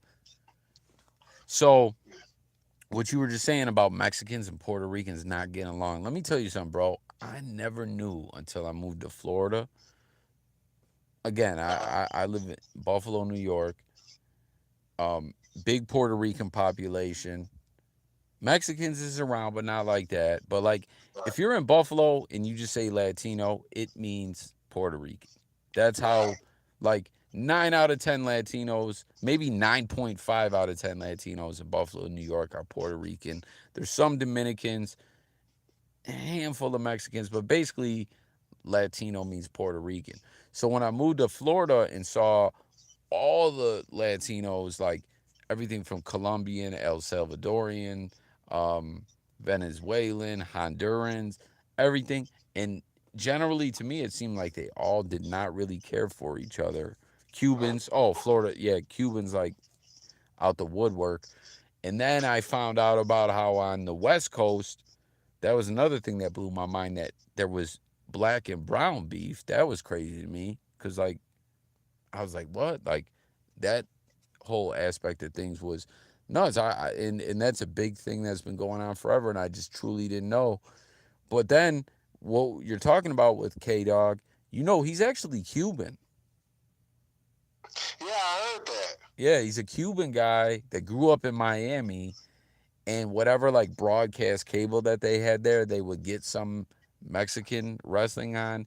Somehow, one way or another, he got involved in it and went to Mexico, and he's a legend there. But his character, the way he walks, talks, everything about K Dog or Conan the wrestler is Hmm. like a Mexican guy, but he's really Yeah, Cuban. yeah. Well, like because like MVP, Yeah, he was presented as like a brother, from the hood, flashy, got money and everything. yeah, he was As the it turns biggest. out, He was the biggest free agent signing in the history of SmackDown. He got the biggest. right now, as it turns out, without going into like the whole history of it, but as it turns out, he's actually Latin too. I never knew that. Is he Yeah. really? What is he? Is he Cuban or? Um, I want to say he's. Oh, what did he? Because they had did it was on one of them wrestling documentaries that they were showing on TV, and they did a segment on him, and he said he was. He's really from Miami, right? Yeah, yeah, oh yeah. That's why I'm guessing Cuban Yeah. because I want to say he's. I want to say he's Cuban and something else, but he's definitely Latin. he's a good follow on social media on Instagram. I've been Mm-hmm. following him for a while, and like he'll post shit about music, and it's like he likes everything from like hip hop to metal music. And then I commented once on something where he was posting about Chris Benoit because you know the last year of like Chris Benoit's life, he took the U.S. strap from Chris Benoit, and they had a really good beef, like Yeah. or what do you call it, feud. Their program was really dope, and then they went back and forth, and then Benoit got drafted to ECW and was supposed to win that strap, but you know what happened or whatever. But I was saying like commented all about it, like man, you guys had a great program together, and then he was like liking and responding to the comments, and then if you go into the YouTube like wrestling sector, he's got like interviews talking all about it. I guess like Benoit was like a mentor to him. I didn't know Oh, that. yeah. Yeah, Ben Wadman mentored a lot of the young guys that was coming up at that time. And MVP was one of the guys. Especially because they was giving him the push too. So he was just showing them the ropes and giving him, different skills he could use inside that ring. Because it's like wrestling is such a technical um, sport. I'm gonna call it a sport because it's still a sport. You're like me, bro. But I don't lose your train of thought, but I just want to say this real quick. Like, so I was talking to someone yesterday who's almost like family. I guess if like he's not my nephew, but if like I had to look at it anyway to try to like I would say that's like my nephew or my little cousin, like who been going through it, tough life, a lot of, you know what I mean, just yeah, dealt a bad uh hand or whatever, but is like prospering now and doing better, and like he's all into working out now and everything, and but he was like a big wrestling fan, and now he's like wants to get into UFC, but he was like saying like now he looks at wrestling as fake, and I'm always the guy that's like no no no no man, we can't just call wrestling fake, man. We can call it right. scripted, we can call it entertainment, but these guys are blowing out their knees, fucked up backs, everything, tearing their pecs, their biceps. Like We can't Yeah. just be like it's fake to that. And you know the whole saying too. You ever uh what's that one Samoan dude that they say is just like the toughest guy ever? Um, Oh, Mang. man, yeah. Yeah, like you can't never tell a wrestler that it's fake, but like especially him, he'll like rip your eye out. Like, Oh, Mingo. Whew. yeah, you can't call wrestling fake. But go ahead, bro. I just had to throw that in. Oh yeah. So it's like wrestling is so technical that there's it's like when we watch it, we see, we know the ins and outs and we watch it from afar and stuff like that. But there's certain things that they learn. Like if you see somebody do like a arm drag, right? Now when you go to the back and they're critiquing your match, they'll be like, okay, well when you do the arm drag, you might want to cup your arm a little bit more up over his arm so when you bring him over, it looks smoother. You know what I'm saying? It's stuff like that a lot of the older guys be teaching a lot of the young guys to make the moves look smoother, and this is how you make it look smoother. So it's so technical. You know what I'm saying? That's why even with knowing the ins and outs of it, you can still see it from like, okay, it still looks good. You know what I'm saying? To where it doesn't look quote unquote the F word. Right. You know, because like I tell people to this day, it's like, okay, you call it fake. Okay, I just ask you to do one thing for me. If you can do this one thing for me and survive it, I will give you that. Run the ropes. Just Yeah. run the ropes. But tell me how you feel afterwards. Yeah, nah, bro. You know what show I watch? It sound kind of corny that I watch it, but I'll tell you, I got no problem in admitting it. Wifey was like making fun of me for watching it, but like, it's the Diva show. You ever watch? Like, keep it a buck. You ever watch that show? Oh, you talking about Total Divas? Yeah, yeah, Oh yeah, I used to watch that every Sunday night on E. yeah. So like, on Hulu, I tapped into it, so I get into binge watching it. Like, I'm a big binger, man. Like anything I get into, I'll binge watch the fuck out of it, from Snowfall to uh, Always Sunny in Philadelphia, which I've been watching, but I like re binge watch things. I just re binge watched The League. I don't know if you ever got into that Oh show. yeah. That's like a tradition for me every time football season is rolling around. But I love the binge stuff. Like I get a little crazy with it. You know what I mean? But the Diva show, I really got like, I'm not gonna lie, I got into. And do you remember the one girl? Fuck. Who were the Funka? What are they called? The Funka? The Funkadelics. Yeah. No, the Um. Funkadactyls. The Yeah. Funkadactyls. So one of them is with the one of the Usos, but the Yeah. other one was with that Spanish dude. You remember? Oh yeah. And do you remember when they got him a tryout and Yeah. he shit the bed and was like all gassed out after a couple minutes? And matter of fact, the guy that was the trainer was, remember Hugh Morris? Yeah, Bill Dumont. Yeah, yeah, and like he was like in a nice way, like, yo, man, like you just ain't got it. You can't No, even like you're get like you can't hang, bro. yeah, and see, this is the other thing too. Before you even get into the ring, you gotta do that workout first. Yeah, cardio is the big thing, I think. Cause, Man, oh man. cause, bro, you could be able to say you could bench 450. If you can't run a mile, how like you can't hang? You know what I'm saying? Like strength and having big muscles and more or less being a bodybuilder is important. It's great for the cameras. It's great to have a great physique. The people love it. It's believable. The women love it. You know, it makes it look real. It gives it definitely has a, you know, it's an aspect to it all. But like if you're in there gassed out after a couple minutes, you're a buster. Like you Yeah, you're can't. not gonna make it. Yeah. Yeah, and the other thing too, you know how people talk about, oh well, they get slammed and they be bouncing up. I know it can't hurt. It's a match up under that ring, and okay, and when it comes to find out, it's plywood. You know what I'm saying?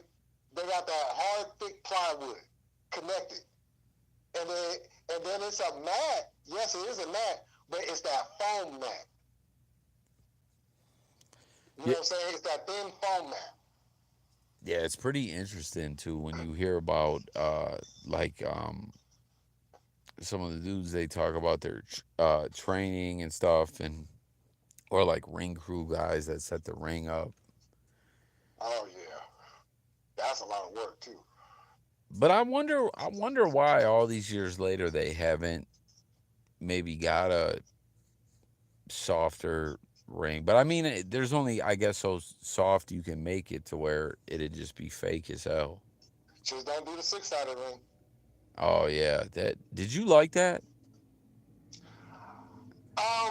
I liked it only because I watch Mexican wrestling and they would use the 6-sided ring. Or I think there was more like a 8-sided ring. Oh, for real? Um, yeah, I never knew that. yeah. I think sometimes they would use a 6-side, but then sometimes they would use like an 8-side. But I want to say it was a 6-side. But as a matter of fact, it was a 6-side because Jeff Jarrett had said that he had got the idea from Mexico, and so that's when they incorporated it into TNA. And it was a hot thing because it was a different look. Problem was because you have to compact everything. There's no looseness to the ropes. The ropes are harder when you're going into them, and the mat. They were saying it was like running on concrete.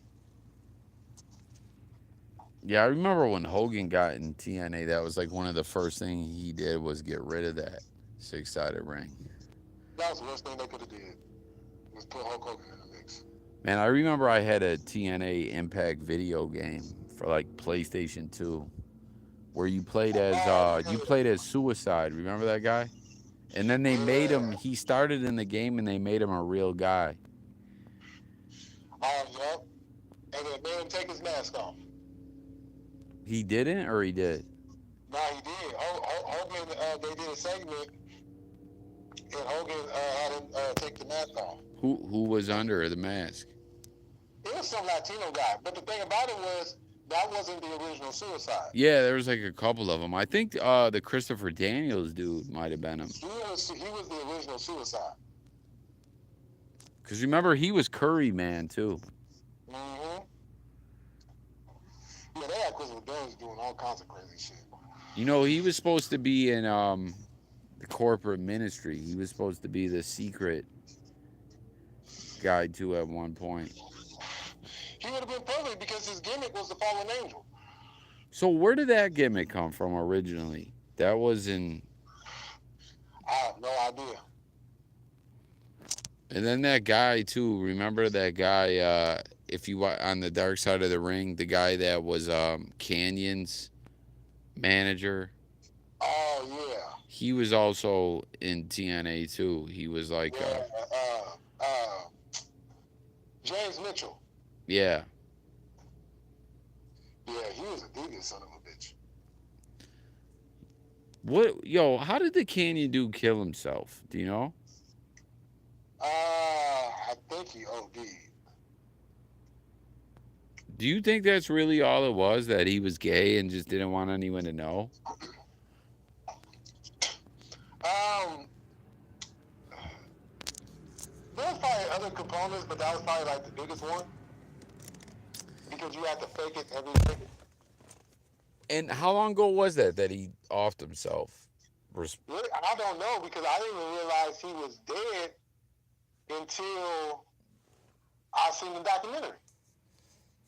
Cause like it's like, damn, bro, if you if you would have held on a little longer, like it would have been all good. Um, Not that anyone even really ever would have probably cared that much. Cause like, you know, Pat Patterson been known as a gay guy for like ever. Yeah, well, the thing about that was always like, it was known, but it wasn't known. You know what I'm saying? It was like known through the wrestling community, but to the global audience, a lot of us didn't know until it came out.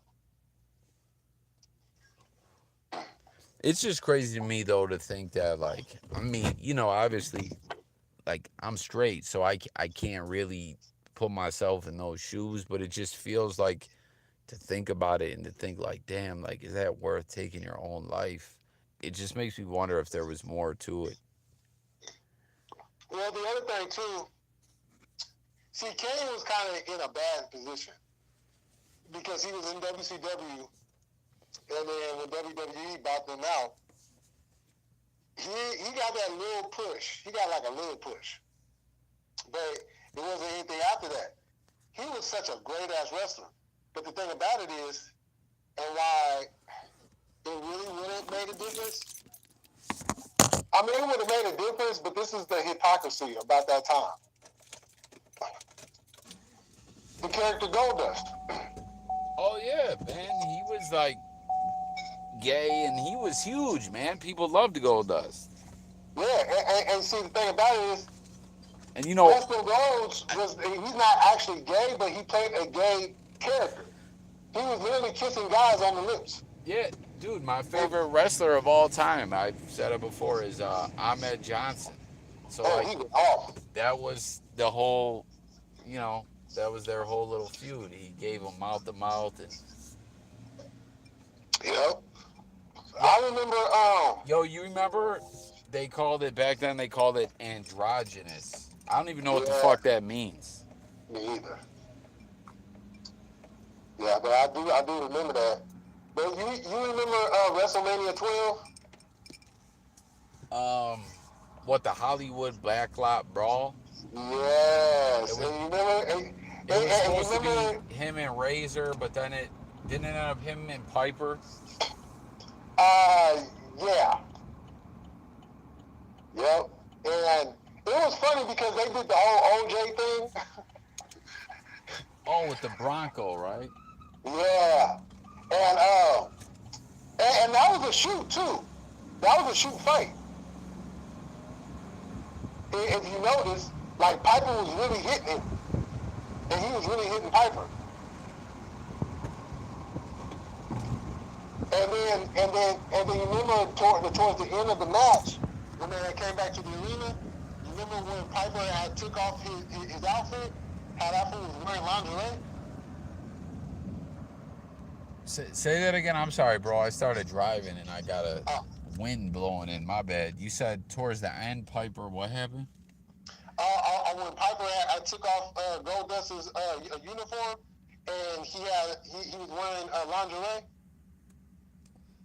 Dude, I'm really not remembering that. Did he really? Yeah. Don't tell me he had like a thong on or something. Man, because he was lingerie down to the thong. Damn. And then what's her name was really his wife. Marlena. And she, she's beautiful. And then didn't they do a whole thing too where they were gonna do a thing where like, was Pillman her baby's dad or something? They was doing. I forgot what the storyline was. Or he used to mess with her, so they were trying to like make it like he could. It might have been his kid or something. Yeah, they were doing something, and it ended up where they had a match where the loser had to wear a dress. Yeah, man, and then he just up and died. Bro, and then you want to know something too? Watching Dark Side of the Ring, I didn't realize, so like back then, when Pillman came to WWE, I didn't realize all that stuff from like the Mr. Booker man stuff and all that, and like how Pillman was blurring the lines of what was storyline and what wasn't. I didn't know that when he came to WWE. Like in my memory back then, because I was young, I just remembered him coming in, the whole gun thing with Austin, and then like aligning himself with the hearts, and then he passed away. Yeah, well, like, you know, the whole loose cannon gimmick. Remember, he started that in WCW when he became a member of the Four Horsemen. See that? I wasn't aware of none of that. Yeah, and then he went to ECW. I remember And, that, like yeah, briefly. and, Same thing. Austin did that too. Like Austin went from WCW. He did the ECW thing where he cut the promo like he was Hulk Hogan, yep, and then came. Like I didn't, I didn't see like some of that stuff. I didn't know because you know back then there wasn't the internet. right. So like other friends that I would have and stuff that were like would get dirt sheets because back then this like the internet barely existed. Yeah, So yeah, like certain cats, if you had a friend that had an idea about that stuff, they would school you up on it. yeah. I would get a lot of my information from this wrestling show. That was in syndication, and and the guy's name, he was the actual wrestler too, indie wrestler. He went by the Shadow, and he would break down all that shit. He would give all the information, everything that was going on. Wait, like what? Like a podcast or something? It was pretty much, well, back then it was what you would call a radio show, but now you would call it a podcast. Like what? Like what on AM radio or something? Nah, it was well, it came on the Access channel. Oh, like local K. What was he from? Like the West Coast or something? Nah, actually, he was based in the East Coast. Really? What Yeah, was his I name? don't want to say he was based out of, I want to say, New York. What Casey say? I'm about to watch Dark Side. Man, yo, Casey, Dark Side of the Ring is the shit, bro. Like, there's so much great shit on there, man. Like, but what was the guy's name? The Shadow? Yeah, the Shadow. I I don't I don't know why. And what was the show called? I forgot what the title of the show was called, but he would always start off with, "It's the Shadow, Shadow." It was something like that. Was he on camera? Nah, So it would come out like what did it show on the screen? oh, no, well, like for me, it would just show like the local events and stuff, and then the audio would play through. Oh, so it was basically like a talk show on TV, like a radio show on TV. Right, and it was, all across the country. That's interesting to me, man, because like that's if people can't tell from my channel, I've never, like I always say, I'm just a voice. Yeah. I always want to be like a voiceover artist or a podcaster. So like when you hear of people doing that shit way back in the day, it's real interesting to me. Because like now there's at least a market for it. There's a couple ways you can make money. It's still hard to do, but at least there's pot of gold at the end of the rainbow. But back then, Oh yeah, it was a grind. yeah. Yeah, cause like he had put it out there that Hulk Hogan was gonna be the third man. Oh, the NWO? Yep, Come on. yep. He said it was supposed to have been Sting because they were talking about it was gonna be Sting, but then there were reports that was coming out that it was gonna be Hogan. And then there was even reports that it could, but it just made more sense for it to be Hogan because just like how they say, in the other documentaries, because Hogan was in WWF, the big name. Right, and, right. And Holland Nash came from there. Right. It just made sense. What it like it glitched out. I couldn't hear you when you said after you said Sting, you said but there was reports that it could have been Oh, Luger too. oh Yeah, no, no. Hogan was the right guy, Yeah. but does this guy that you're talking about this show like? Did it ever get revealed who he is? Um, Have you ever Googled about it? Like, do other wrestling fans talk about the show like in um like message boards and stuff like that? I remember I was on this one wrestling group on Facebook. It's called Cult of Kayfabe, and I don't remember what the post was about. Or I think I might have made no, I did make a post, and I asked anybody. I asked, does anybody remember the radio show hosted by the Shadow? And the next thing I know, I get a bunch of comments like, "Yeah, I remember that show. Yeah, I remember him. Yeah, he used to be a wrestler, huh?" That's interesting because if you think about back then, like essentially, dirt sheets and stuff like that and Meltzer, which is crazy because just when I was working earlier, I was listening to Chris Jericho podcast that I listened to faithfully because he doesn't just talk about wrestling shit. He talks about true crime. He talks about rock and roll. He talks about hockey. He talks about a lot of shit. But like he had Meltzer on there, which he has Meltzer on there a lot, and a lot of people like frown on that. That like guys that would give dirt sheets information were snitches basically. They were looked Right. at as like snitches, but hell, man, think about it, man. You're grinding, trying to be a wrestler. You're on the indies, this and that. Like, you're trying to find a way to cash in. Or, man, that's crazy, bro. I wonder if there's if the show you're talking about, if it exists on YouTube at all.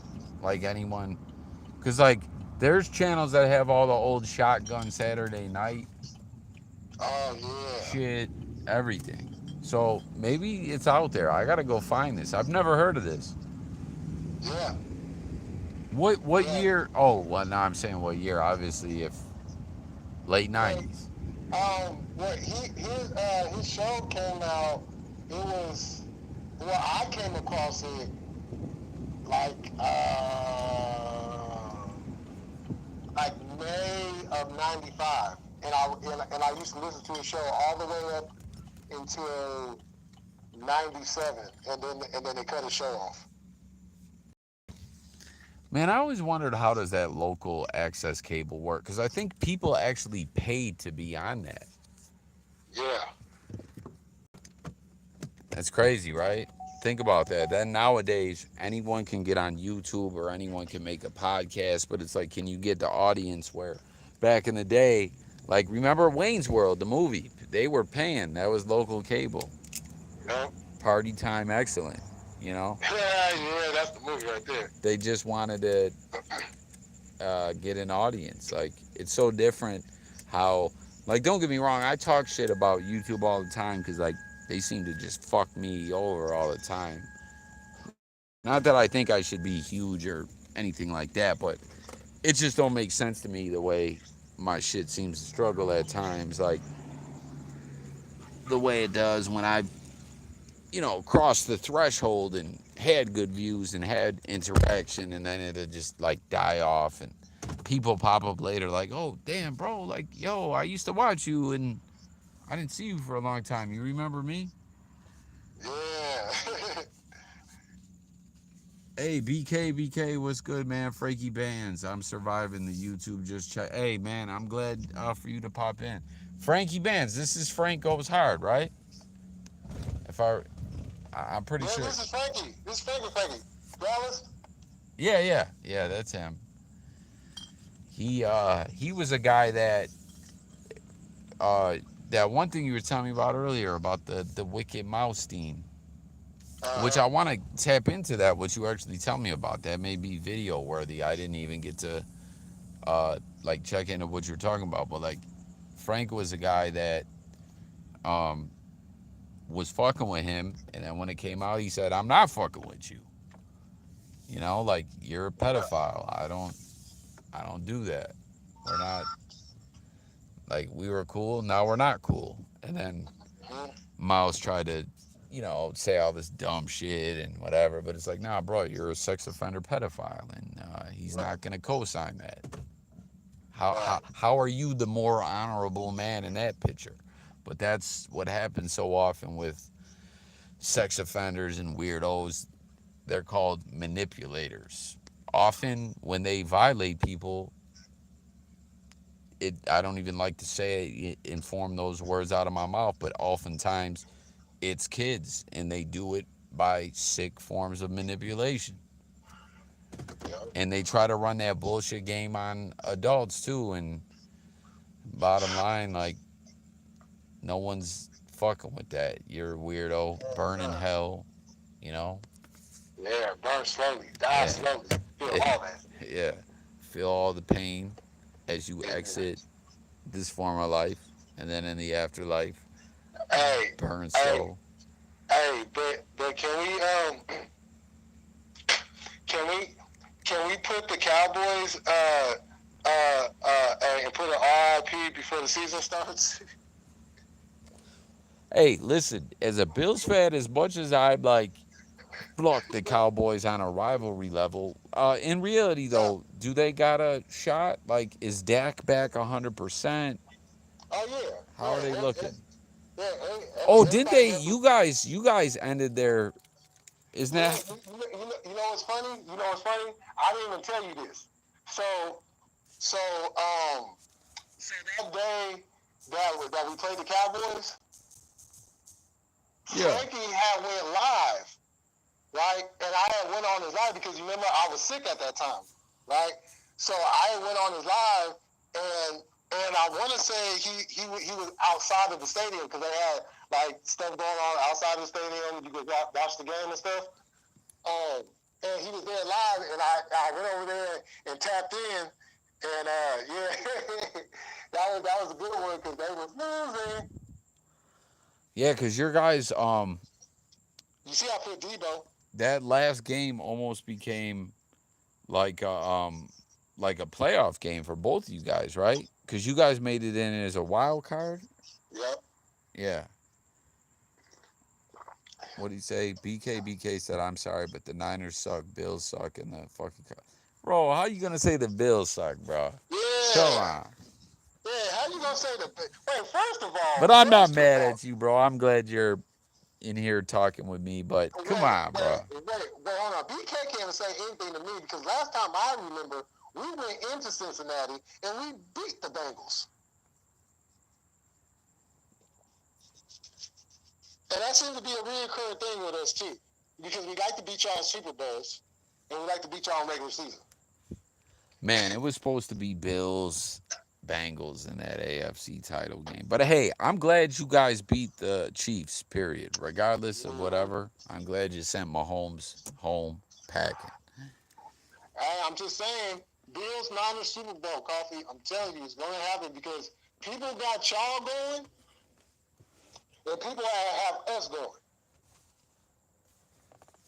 It's going to happen. And you know what's funny? They're comparing Trey Lance to Josh. Really, that's interesting. Yeah, because he's big, he's mobile, he has a big arm and stuff. How tall is Trey Lance? Trey Lance is like 6'3", 6'4", probably like 6'5", about 6'4", I want to say. How did it go, man? Because I remember he was supposed to. Because didn't you guys start him late in the season, and then what? Did he get hurt, or what happened? That Now we Jimmy. started him twice. We started him twice last year. Both times was when Jimmy had got hurt.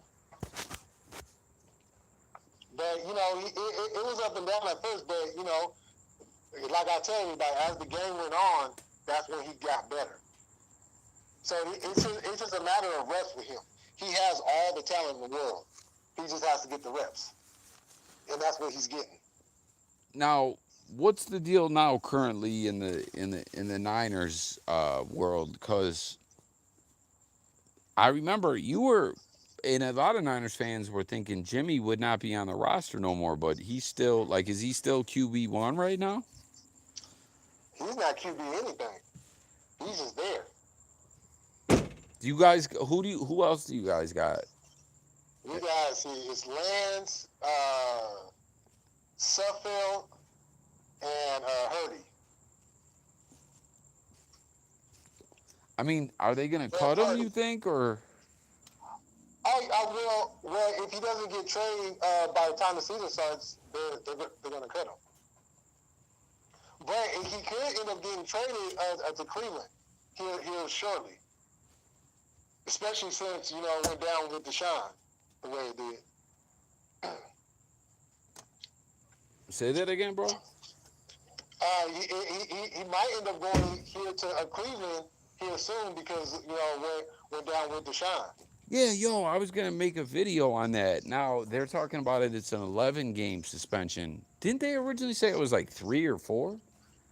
It was a 6 game, but then they went back and then they changed it to 11 game, and then he has to pay like $5 million or some shit. Yeah, I mean that's crazy, but like he had such a big deal. That's a really weird situation because when it all went down and they didn't indict him and everything criminally and everything, like I don't know, I just never known how to feel about that situation. Like, could he have possibly been doing all this? And then there was a lot of weird shit with the attorney that was representing a lot of these women, was being investigated by the FBI for extortion, and there was all this stuff, and I was like, man, this is seeming weird. And then they didn't indict him, so then I'm like, yo, leave Deshaun alone. But then weird little things started leaking out from the depositions that seemed like there might be some weird, like it's an odd situation. Well, okay, so how I look at it, and I look at things like that a little bit differently than most, only because I was, as I've told you and others, I went through a situation like that. Um, when he was with the Texans, this is when the shit all got started. As soon as Deshaun started to ask for his money, that's when all the shit started. That's when all these accusations and everything started to come out. But before he did nothing until he started to ask about his money. So now we got all these. Now I'm going to say this. I don't know. I wasn't there. But I'm not going to sit here and act like a football player is just innocent. I'm not going to sit here and act like he's innocent. But I am going to say I don't think that it went to the degree of what they're saying. Like, what are you saying? You think he was just getting around rather than violating the women? Like he was just. I think he might have been pushing a little bit too much. And you know how sometimes, you might be with a female and, you start kissing and you start really getting into it, and then you might grab a thigh, a breast or something, and then she'll be like, oh, no, no, no, no, no, no. And then she'll get up and then she'll leave, and it's like, okay, you thinking everything is cool, but then you wake up and then you find out, oh, you're being accused for sexual assault. Now, with that, when I say this, I'm not trying to say anything like. I'm just saying I can't relate. But when I say that, I'm not saying you're wrong. I'm just saying I've been with the same female. I'm pushing 40 and been with the same female since I was 17. So I can't. But I'm not trying to, like, do you get what I'm saying? I'm not trying to say you're wrong. I'm just saying I don't know. But I, got lots of friends and heard of lots of situations. So I've heard of stuff like that. But I'm just saying I can't firsthand. Right. But, bro, the amount of women that it just sounded ridiculous to me that it was like that's almost like those numbers in the 20s, that would be like you were a serial rapist. Okay, I'll put it And to it's you just like like, this. it's just like, I feel like if it was like that, it would have it would have became a bigger issue sooner. Right. I'm gonna bring this up. Take R. Kelly, right? We know he did a lot of that shit he did, right? Yeah, absolutely. Okay, so we know about the documentary show Surviving R. Kelly and all that shit, right? You know that some of the women that was on that documentary was only on that documentary to get paid. They fabricated a lot of that shit. We know Right. what R. Kelly did. We know what he did. He's known way innocent. He's guilty of shit he did. Dude, you know But what was just hitting the news about that today or yesterday? what's that? You remember Sparkle? Yep. They had that song, You Better Be Careful, or You Better. It was a good song. Her niece was one of like the first Yep. reported instances of him doing weird shit. She just came forward within the past day or two saying nothing ever happened. But like, you know, I don't know. Who knows? She could be lying on his behalf or whatever. I don't know. You know what I mean? Yeah. But yeah, no, bro. I just want to make it clear when I was saying that. I I know. I wasn't know. trying to I know. disagree with you. I was just saying like firsthand. I'm like bro, I got so many wild ass friends that I kick with over the years, and like I just been like super locked down forever when I hear about the crazy shit that goes on. Like it's wild out there, man. Yeah. Nah, it is. Like, cause like with my situation, and then other people that I know that've been in more like serious situations, like I like that, and then it comes out to be false, but then there are those that they they made it so believable that you know they still ended up going to do the time, even though they didn't do it. Especially when you're dealing with like DNA and stuff. Okay, well, if his DNA wasn't there, then why is he sitting up in there? You You're know? talking about Kells or just in general? I'm like in general, and then people I know. Right, I got you. Hell, shit. Look at Emmett Till. Oh no, absolutely, man. You know what I'm saying? Yeah, she lied on him, and you see what they did to him. Yeah, no, facts, bro. That was something I was reporting on. I was hoping that they were gonna go arrest her old ass, but don't Man, seem like they're gonna honor that warrant. no, they're not. They're not. And you know what's sad about it? The DA is black. Really? Yeah, I didn't know that. I just recently found out that. I was like, wait, hold up. You're not gonna do what it's.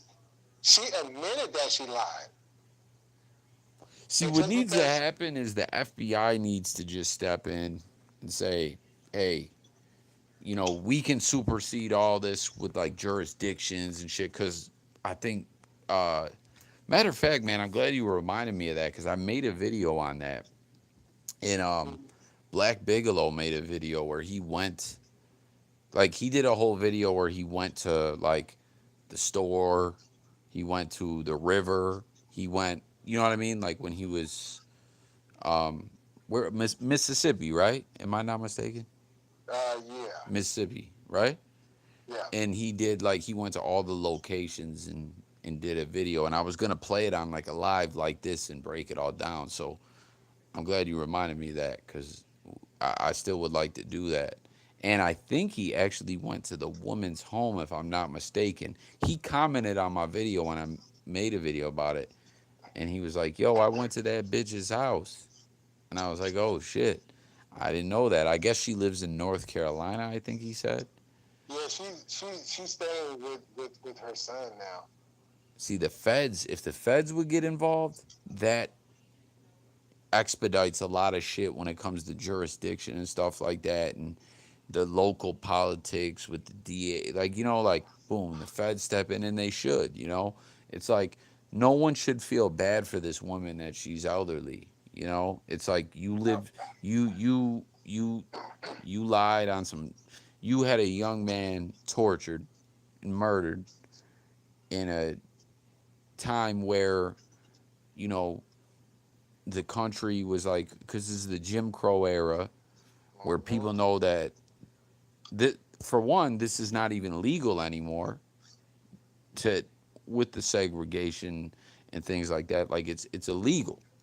But with the Jim Crow era, it's still a lot of that stuff still carried on. And it's Yeah. like, you know, fuck if this woman's old. She, the things happened that happened. This young man was tortured. It's a terrible situation, period. But beyond that, what happened to him, and the pictures in the Jet magazine and stuff like that, and it's just it's horrible, man. It's sickening, honestly, that And, that happened on American soil, or just period. Like, the yeah. Fed should step in, I But, think. and what the crazy part is, they stay trying to lock Bill Cosby back up, but they're gonna let this bitch live Say, out the rest of her days. say that again, bro. I'm sorry, I missed. They steady trying to lock Bill Cosby back up, but they're gonna let this bitch live out the rest of her days because she's sick with some type of illness or whatever. Well, shit, Bill Cosby is too. Shit, he blind in one eye, about to go blind in the other eye. Yeah, and I mean, you had a whole young man's life erased. How old was Emmett Till? He was only a teenager. Like, like he was like a tweener, damn near, right? Like, he wasn't even. Yeah, he was like 13, 14. Man, when I was doing the video about that, and I was just looking back on that situation, like, when I'm just saying this, I'm thinking this all out loud. I'm not trying to cast any feelings in any way or anything, but I'm just thinking out loud, like in freestyle. Like, I wonder if, because so the story goes is him and his mom lived in Chicago, and he was staying with family for the summer or something like that. I wonder if anyone ever really broke it down to him, like, hey, this is fucked down here. This is, like, this is what I'm saying, bro. I'm just thinking out loud. I'm not trying to make it sound like it's anyone's fault. I just wonder if he understood the difference between Chicago and Mississippi. Um, And when I say that, like I said, I'm not saying that's anyone's fault. I just wonder if, as a kid, um, because the way they describe him, like he was a happy-go-lucky, just like a teenager, just having fun, wilding out. I don't think he knew what it was like down there. It felt like, right? well, see, that's a tricky situation because even though Chicago nowhere near like the South, you know what I'm saying? Let's not get it confused. There's racism going on up north too. It's just a different kind of racism. Um, Right, but but they weren't but the lynching people, openness. probably, right? No, they weren't lynching, but they were using other forms of racism. You know, more um, like police. You know, it's kind of like in California.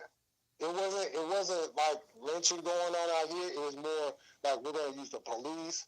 We're going to use political offices. We're going to use our corporations. Yeah, You and know what I'm saying? like, It was a different type of racism. same thing with like the housing, the way that the Yeah, black basically it was population systematic racism. Yeah, it was. was Yeah, systematic racism. exactly. That's the perfect what you just said. Systematic, exactly. Right.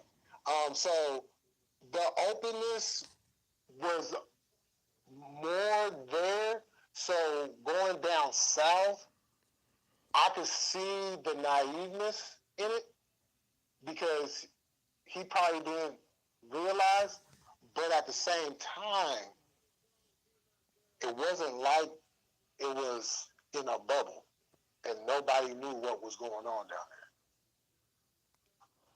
What year was this again? Off, do you remember off the top of your head? there. 19.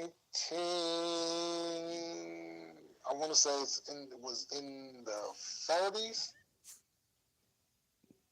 That's what's so crazy about all this stuff. Like when we were on, like I'm just like where I'm sitting right now as we're talking about this. It like I'm in the same place where we were on another live, and Casey was in a live. I can't remember what we were talking about, but the big thing that we were speaking about was just how in the when it comes to history that this was like yesterday, which is Yeah. so crazy to think about, like, and then that's when you get into, like the North and the South, and like and not just, like black folks, white folks, everyone. You look at some Southern people, and you like I said, black folks, white folks, regardless, like what was the reality, how were they raised. It's just so crazy to think like this was all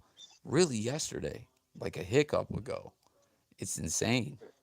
And that's kind of what I always revert to and say to anyone that kind of rolls their eyes at racist claims. It's like, my man, like, this is yesterday, not just this incident.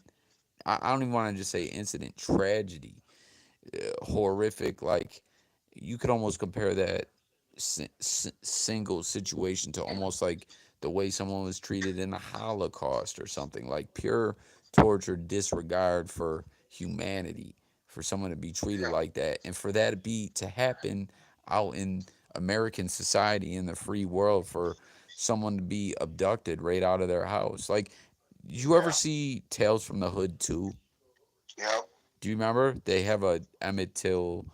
story. I hear that. Yeah, where they go abduct, and I'm like, damn, what's going on? And then it's like the one guy that's the main character. He's like in present day, he's getting into politics. So for him to push his political career, he has to kind of, stray away from some of his moral beliefs to get down with the cats that have been, politically strong in that geographical area for a long time. And then like Emmett Till's ghost comes back. Mm-hmm. And then doesn't some shit happen where it's like the past comes, like they go back in time, and like it's like present day. Like Yeah. it was really compelling stuff, man. Like, even though like Tales from the Hood 2 compared to the original one was kind of, I don't want to call it low budget, but it was more like a straight to DVD release if DVD still existed. But it was like, man, that was like pretty strong stuff right there. Nah, it was. That was the thing that I appreciated about both movies. It was Uh, like they was giving like a history lesson within those movies. yeah, yeah, man. You know, it's crazy like because like earlier, uh, Jimbo was live, and we kind of I touched on this issue a little bit, and the guy Dub I was telling you about, he popped up on the thing, and I was telling him like to this very day we're still looked at as 3/5 of the human. yeah, It's remember still, Deontay Wilder said that. Remember, he was like, to this day, and it became a meme, but it's not really funny. no, it's not. But You know what I'm saying? Because it's still in the Constitution. To this very day, it's still in the Constitution, and they refuse to take it out. yo, I told you, I don't know if Frank's still in here, but when or I think I mentioned it to you. I don't mean to say it like that, like I told you, but I'm just saying I've mentioned it in videos before. I had an uncle that passed in Texas.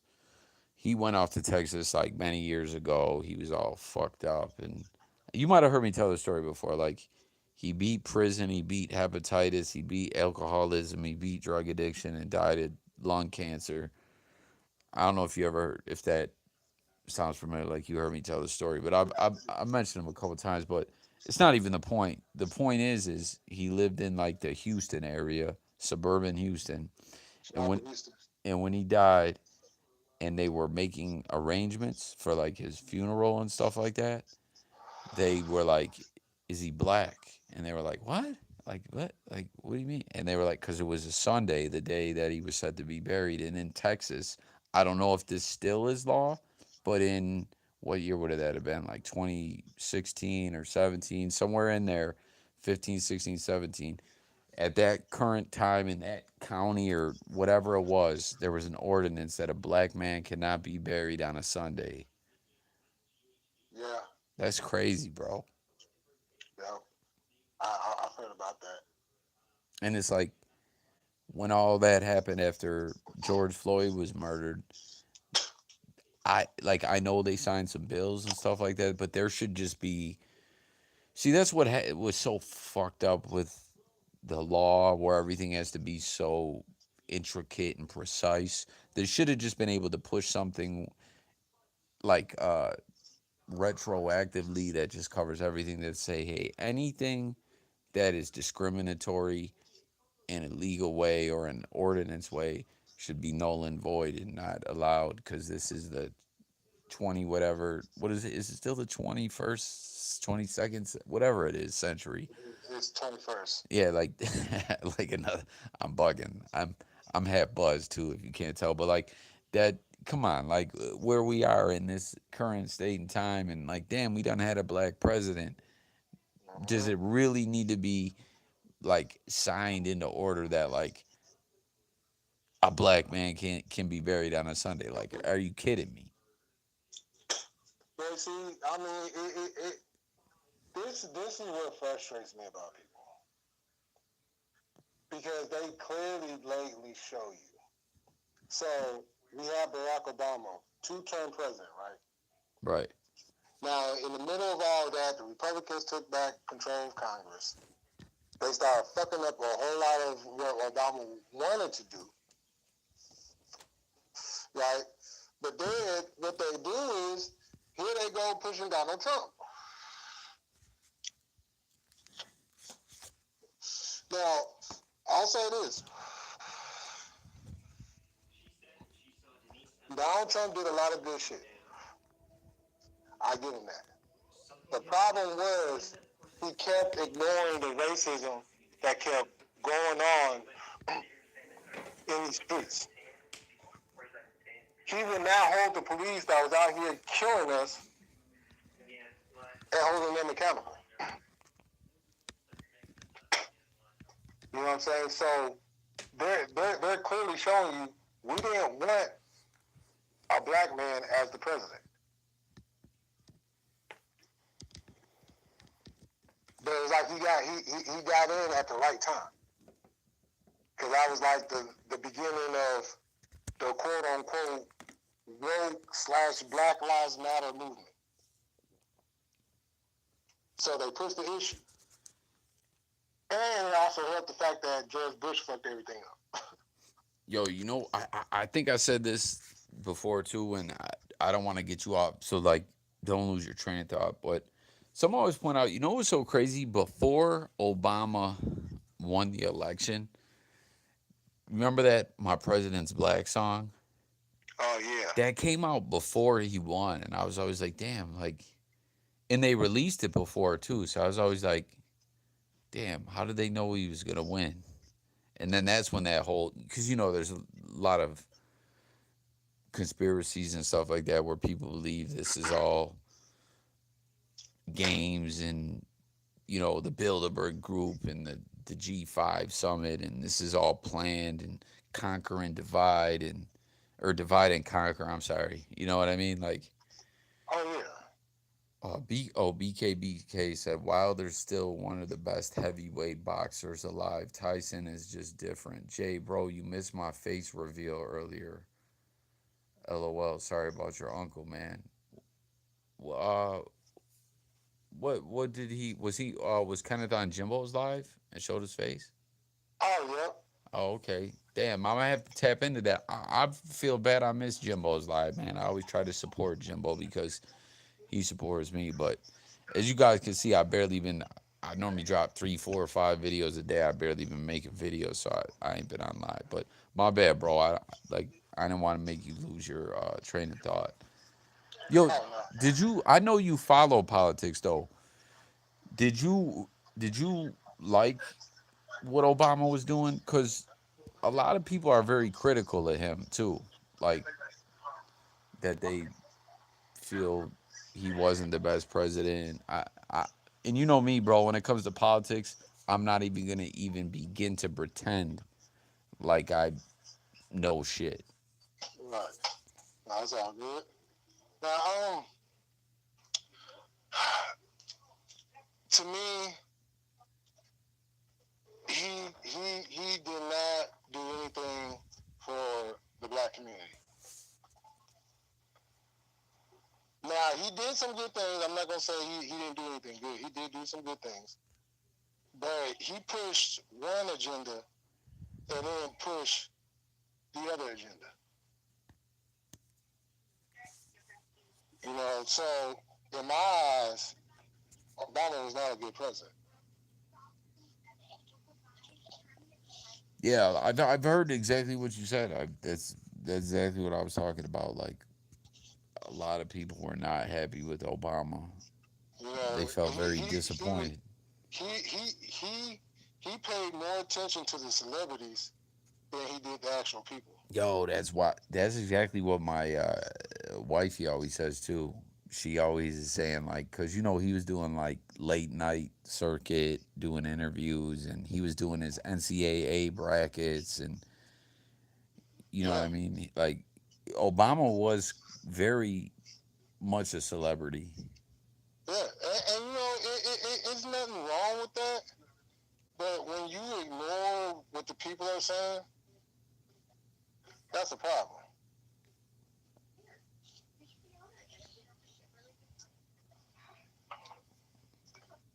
Yeah, man, it's so crazy America, isn't it? Just everything. It's like we live in a sense, you know, the whole like it sounds so cliche where people are always like, well, you know, in other countries you couldn't even criticize the government or whatever, you would be locked up, which is probably true, but it's like it still doesn't change the fact that there's a lot of bullshit that goes on just because we're allowed to say it. Yeah, You know what I'm saying? Like, yeah, for real. There's a so whole lot of bullshit. man, you know, kind of somewhat in the context of what we were speaking of when I was we weren't on the air, but the one time me and you were talking on the phone, and I was saying how, like, just for instance, with the West Coast, with different neighborhoods and stuff like that, it would be dope if there would be like a um, hierarchy of like OGs or whatever that got together and met and ended a lot of like beef and drama and stuff like that. And like how we're talking about how like the Hell's Angels are trademarked and sell merchandise and make money. Like if like you know Rolling 60s and Cedar Block Pyru or whatever. If that could all be the same, if that Yeah. should happen, it's like. And then it kind of seems like almost, like Nipsey Hussle was kind of trying to push into that direction, He was. and he was killed. It's like Did you see that picture I sent you? I didn't respond, but I did see it. You sent me two, right? Yeah. Yeah. Yeah, I sent you the one with Nip and my homeboy's brother, and then the other one, you know who are the two guys, Mike Mosley and Rick Rock? Yeah. Yeah, legendary producers, straight from Fairfield, California. Yeah. Spider Lokes always talk about Rick Rock. Yeah, yeah, because that was at the annual 707 barbecue, and as a matter of fact, Battle Oak was there. See, bro, that's what I mean. Like the way that there's hood days and stuff like that, and people link with each other. It's like it's not that far away from possibly coming to something like that where there could be a greater. And the same thing, you remember when Snoop Dogg had the Western Conference, like that West Coast Yeah, the conf. same one Spotted Low pulled up on. Yeah, yeah, he pushed in the door. Remember the guy, the security guy was like, "Don't don't hit me with that Crip stuff. I've been a Crip since I was however cuz like he felt like they were coming with an issue. Yeah, But like that idea right there was like if there could just be some way like a board of directors or something could come to yeah, I don't know, like just the fact that Snoop did that and other stuff and other things of that nature, it almost feels like damn, like why hasn't it got there? But it gets tricky, man. And then like we were talking about the one day, you got the young cats who just I don't know this, but I hear they just want to get to tripping. oh yeah, yeah. They don't care about any of that. But then it comes to what's everyone indoctrinated with. And then you almost look at that from the racism side too, where I'm not making excuses for people, but a lot of these, you know how many people in their older years who were racist and did messed up stuff to black folks and stuff like that were like, damn, I was indoctrinated with this and I didn't even ever give it a second thought if this is how I really felt. This was reality or this was just how life was. And it's like it's crazy, man. It's like Nah, for real. Nah, cause that's the thing. People don't take a second. You know what I'm saying? It's just a second just to think about it.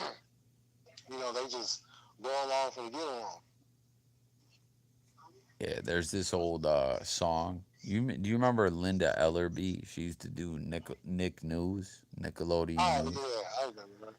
There was this like song that they had that went with it where it was like saying stop, look and listen, think about what's going on, I count to remember that. 10, walk away, release the peace and be strong.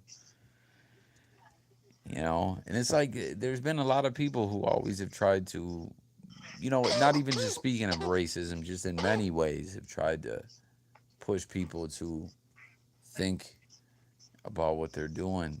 And, I guess it's just kind of human nature where people always are going to go against the grain or be hard headed. And I don't know. But in this internet age where it's very easy for people to link up, and we've seen some pretty amazing things happen. I wonder if things can push in that way. Yeah, I mean, it's just going to take a considered effort to from everybody. So like anybody that is tapped in with the youngsters, you know what I'm saying? Just gotta stay in their ear. You know, and then you'll get some youngsters that will be like, yeah, sure, I'm down for that. So then you get them to try to get some of their homeboys to, what I'm saying, come along. And then, what I'm saying? So it'll be a long road, but as long as that happens and continue to happen, it'll get there. Yeah, and I mean, and on the other side of things too, like with the South and the North and just all over the place. Like, there's a lot of really brilliant people out there, but people's like we were just talking about politically, and everyone's trying to make money, and people selling their soul, and you know, someone is getting big and pushing their message, but then as they get bigger to sell more ads or to get a better contract, if you can just kind of if you can just kind of shy away from this side of what you're saying, this side of the message a little bit, and then they get watered down. Like there's so many factors. Yeah, It's wild, man. yeah, a whole lot of factors. Facts, man. Yeah. But hey, coffee, sure, I'm about to lay it down. Yeah, me as well too, bro. Me as well too, man. Hey, look, Lon just woke up. He woke up talking shit about the Bills. You see that? Yeah, I seen that. Yo, BK, real quick before we go, I saw you talking about that. You left your boy at the casino. You won the 2K. What? Real quick before I end this, what were you playing? What game were you playing? And anyone who does gamble at casinos, just my 2 cents. Not that I'm an expert. Don't play slots. That's the worst shit you could do. BK, if you won on slots, good. I'm not trying to dish you. I'm happy you won. But 9.7 times out of 10, you're going to lose everything on the slots. I'm telling you, a great game to play, three card poker. The odds is out of all games that you play against the house, the odds is on your side. It's really simple. You get three cards, the dealer gets three cards. If anyone else is at the table, they get three cards. And if you can get the better poker hand, two pair or a pair, a straight, a flush, and if you certain things you can win multipliers where you can win 20 to 1, 30. It's a fun game. Oh, Spanish 21. See, I don't know about that. That's a game I never learned. But when I was in there cracking the casino's head back in Buffalo, New York, um, that was a game. I was busting their head back to the white meat on the 3 card poker. People were always telling me, "Nah, man, you got to learn about the Spanish 21." Yeah, yeah, you're right, bro. Fluck the slots to the fullest. That's like, you might as well. This is gonna sound like I'm saying pause before I even say this, but if you're about to go put some money in some slots, you might as well pull your pants down and grab your ankles because they gonna fuck you. You know what I mean? It's Yeah, slots, man. yeah, They swallow everything up. yeah. That's And a that's the thing with you. You don't hear it, and you'll think everything's about to line up, and it's always either that last one or it's the second to last one. yeah. No, big facts. Yo, what did he say? What did he say? Was playing hide the chips his ass. Oh damn, bro, BK, I didn't know you were in Canada, or if I knew, I forgot. I got much love for Canada, man. Ontario got all kinds of family, through the native side over there and everything. But yeah, yo, and think about this, Jay Millie. When you go into a casino, the main thing you see, what's more than anything, is slots. Yep. So a lot of people know. That's like a lot of people know. Hey, you want to go? Here's a booth to blow your fucking head off. You want to go in it?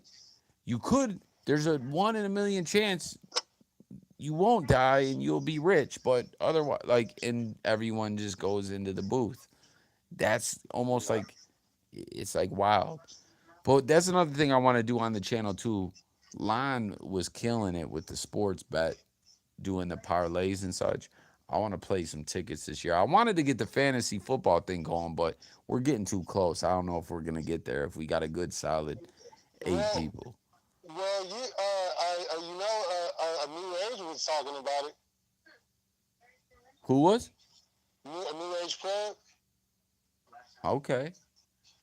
Yeah, so if you want to, join in, Yo, I really want. I'm telling you, I want to play. I want to get tapped in with the fantasy in a big way. But I also want to do too, like I was talking about them sports bets with Lon. Like he's he like he could have been Hammer and Hank. Remember Hammer and Hank? He'd tell you who to yeah. take. Yeah, like Lon was doing his thing. But yeah, like I want to parlay some games and all that. But we not joining shit. We running one. As Valon said, we getting. I mean, bro, I'm down. I mean, we just getting so close. Time's a Yeah. wasting. Yeah, I mean, sure, I'm still down. Sure.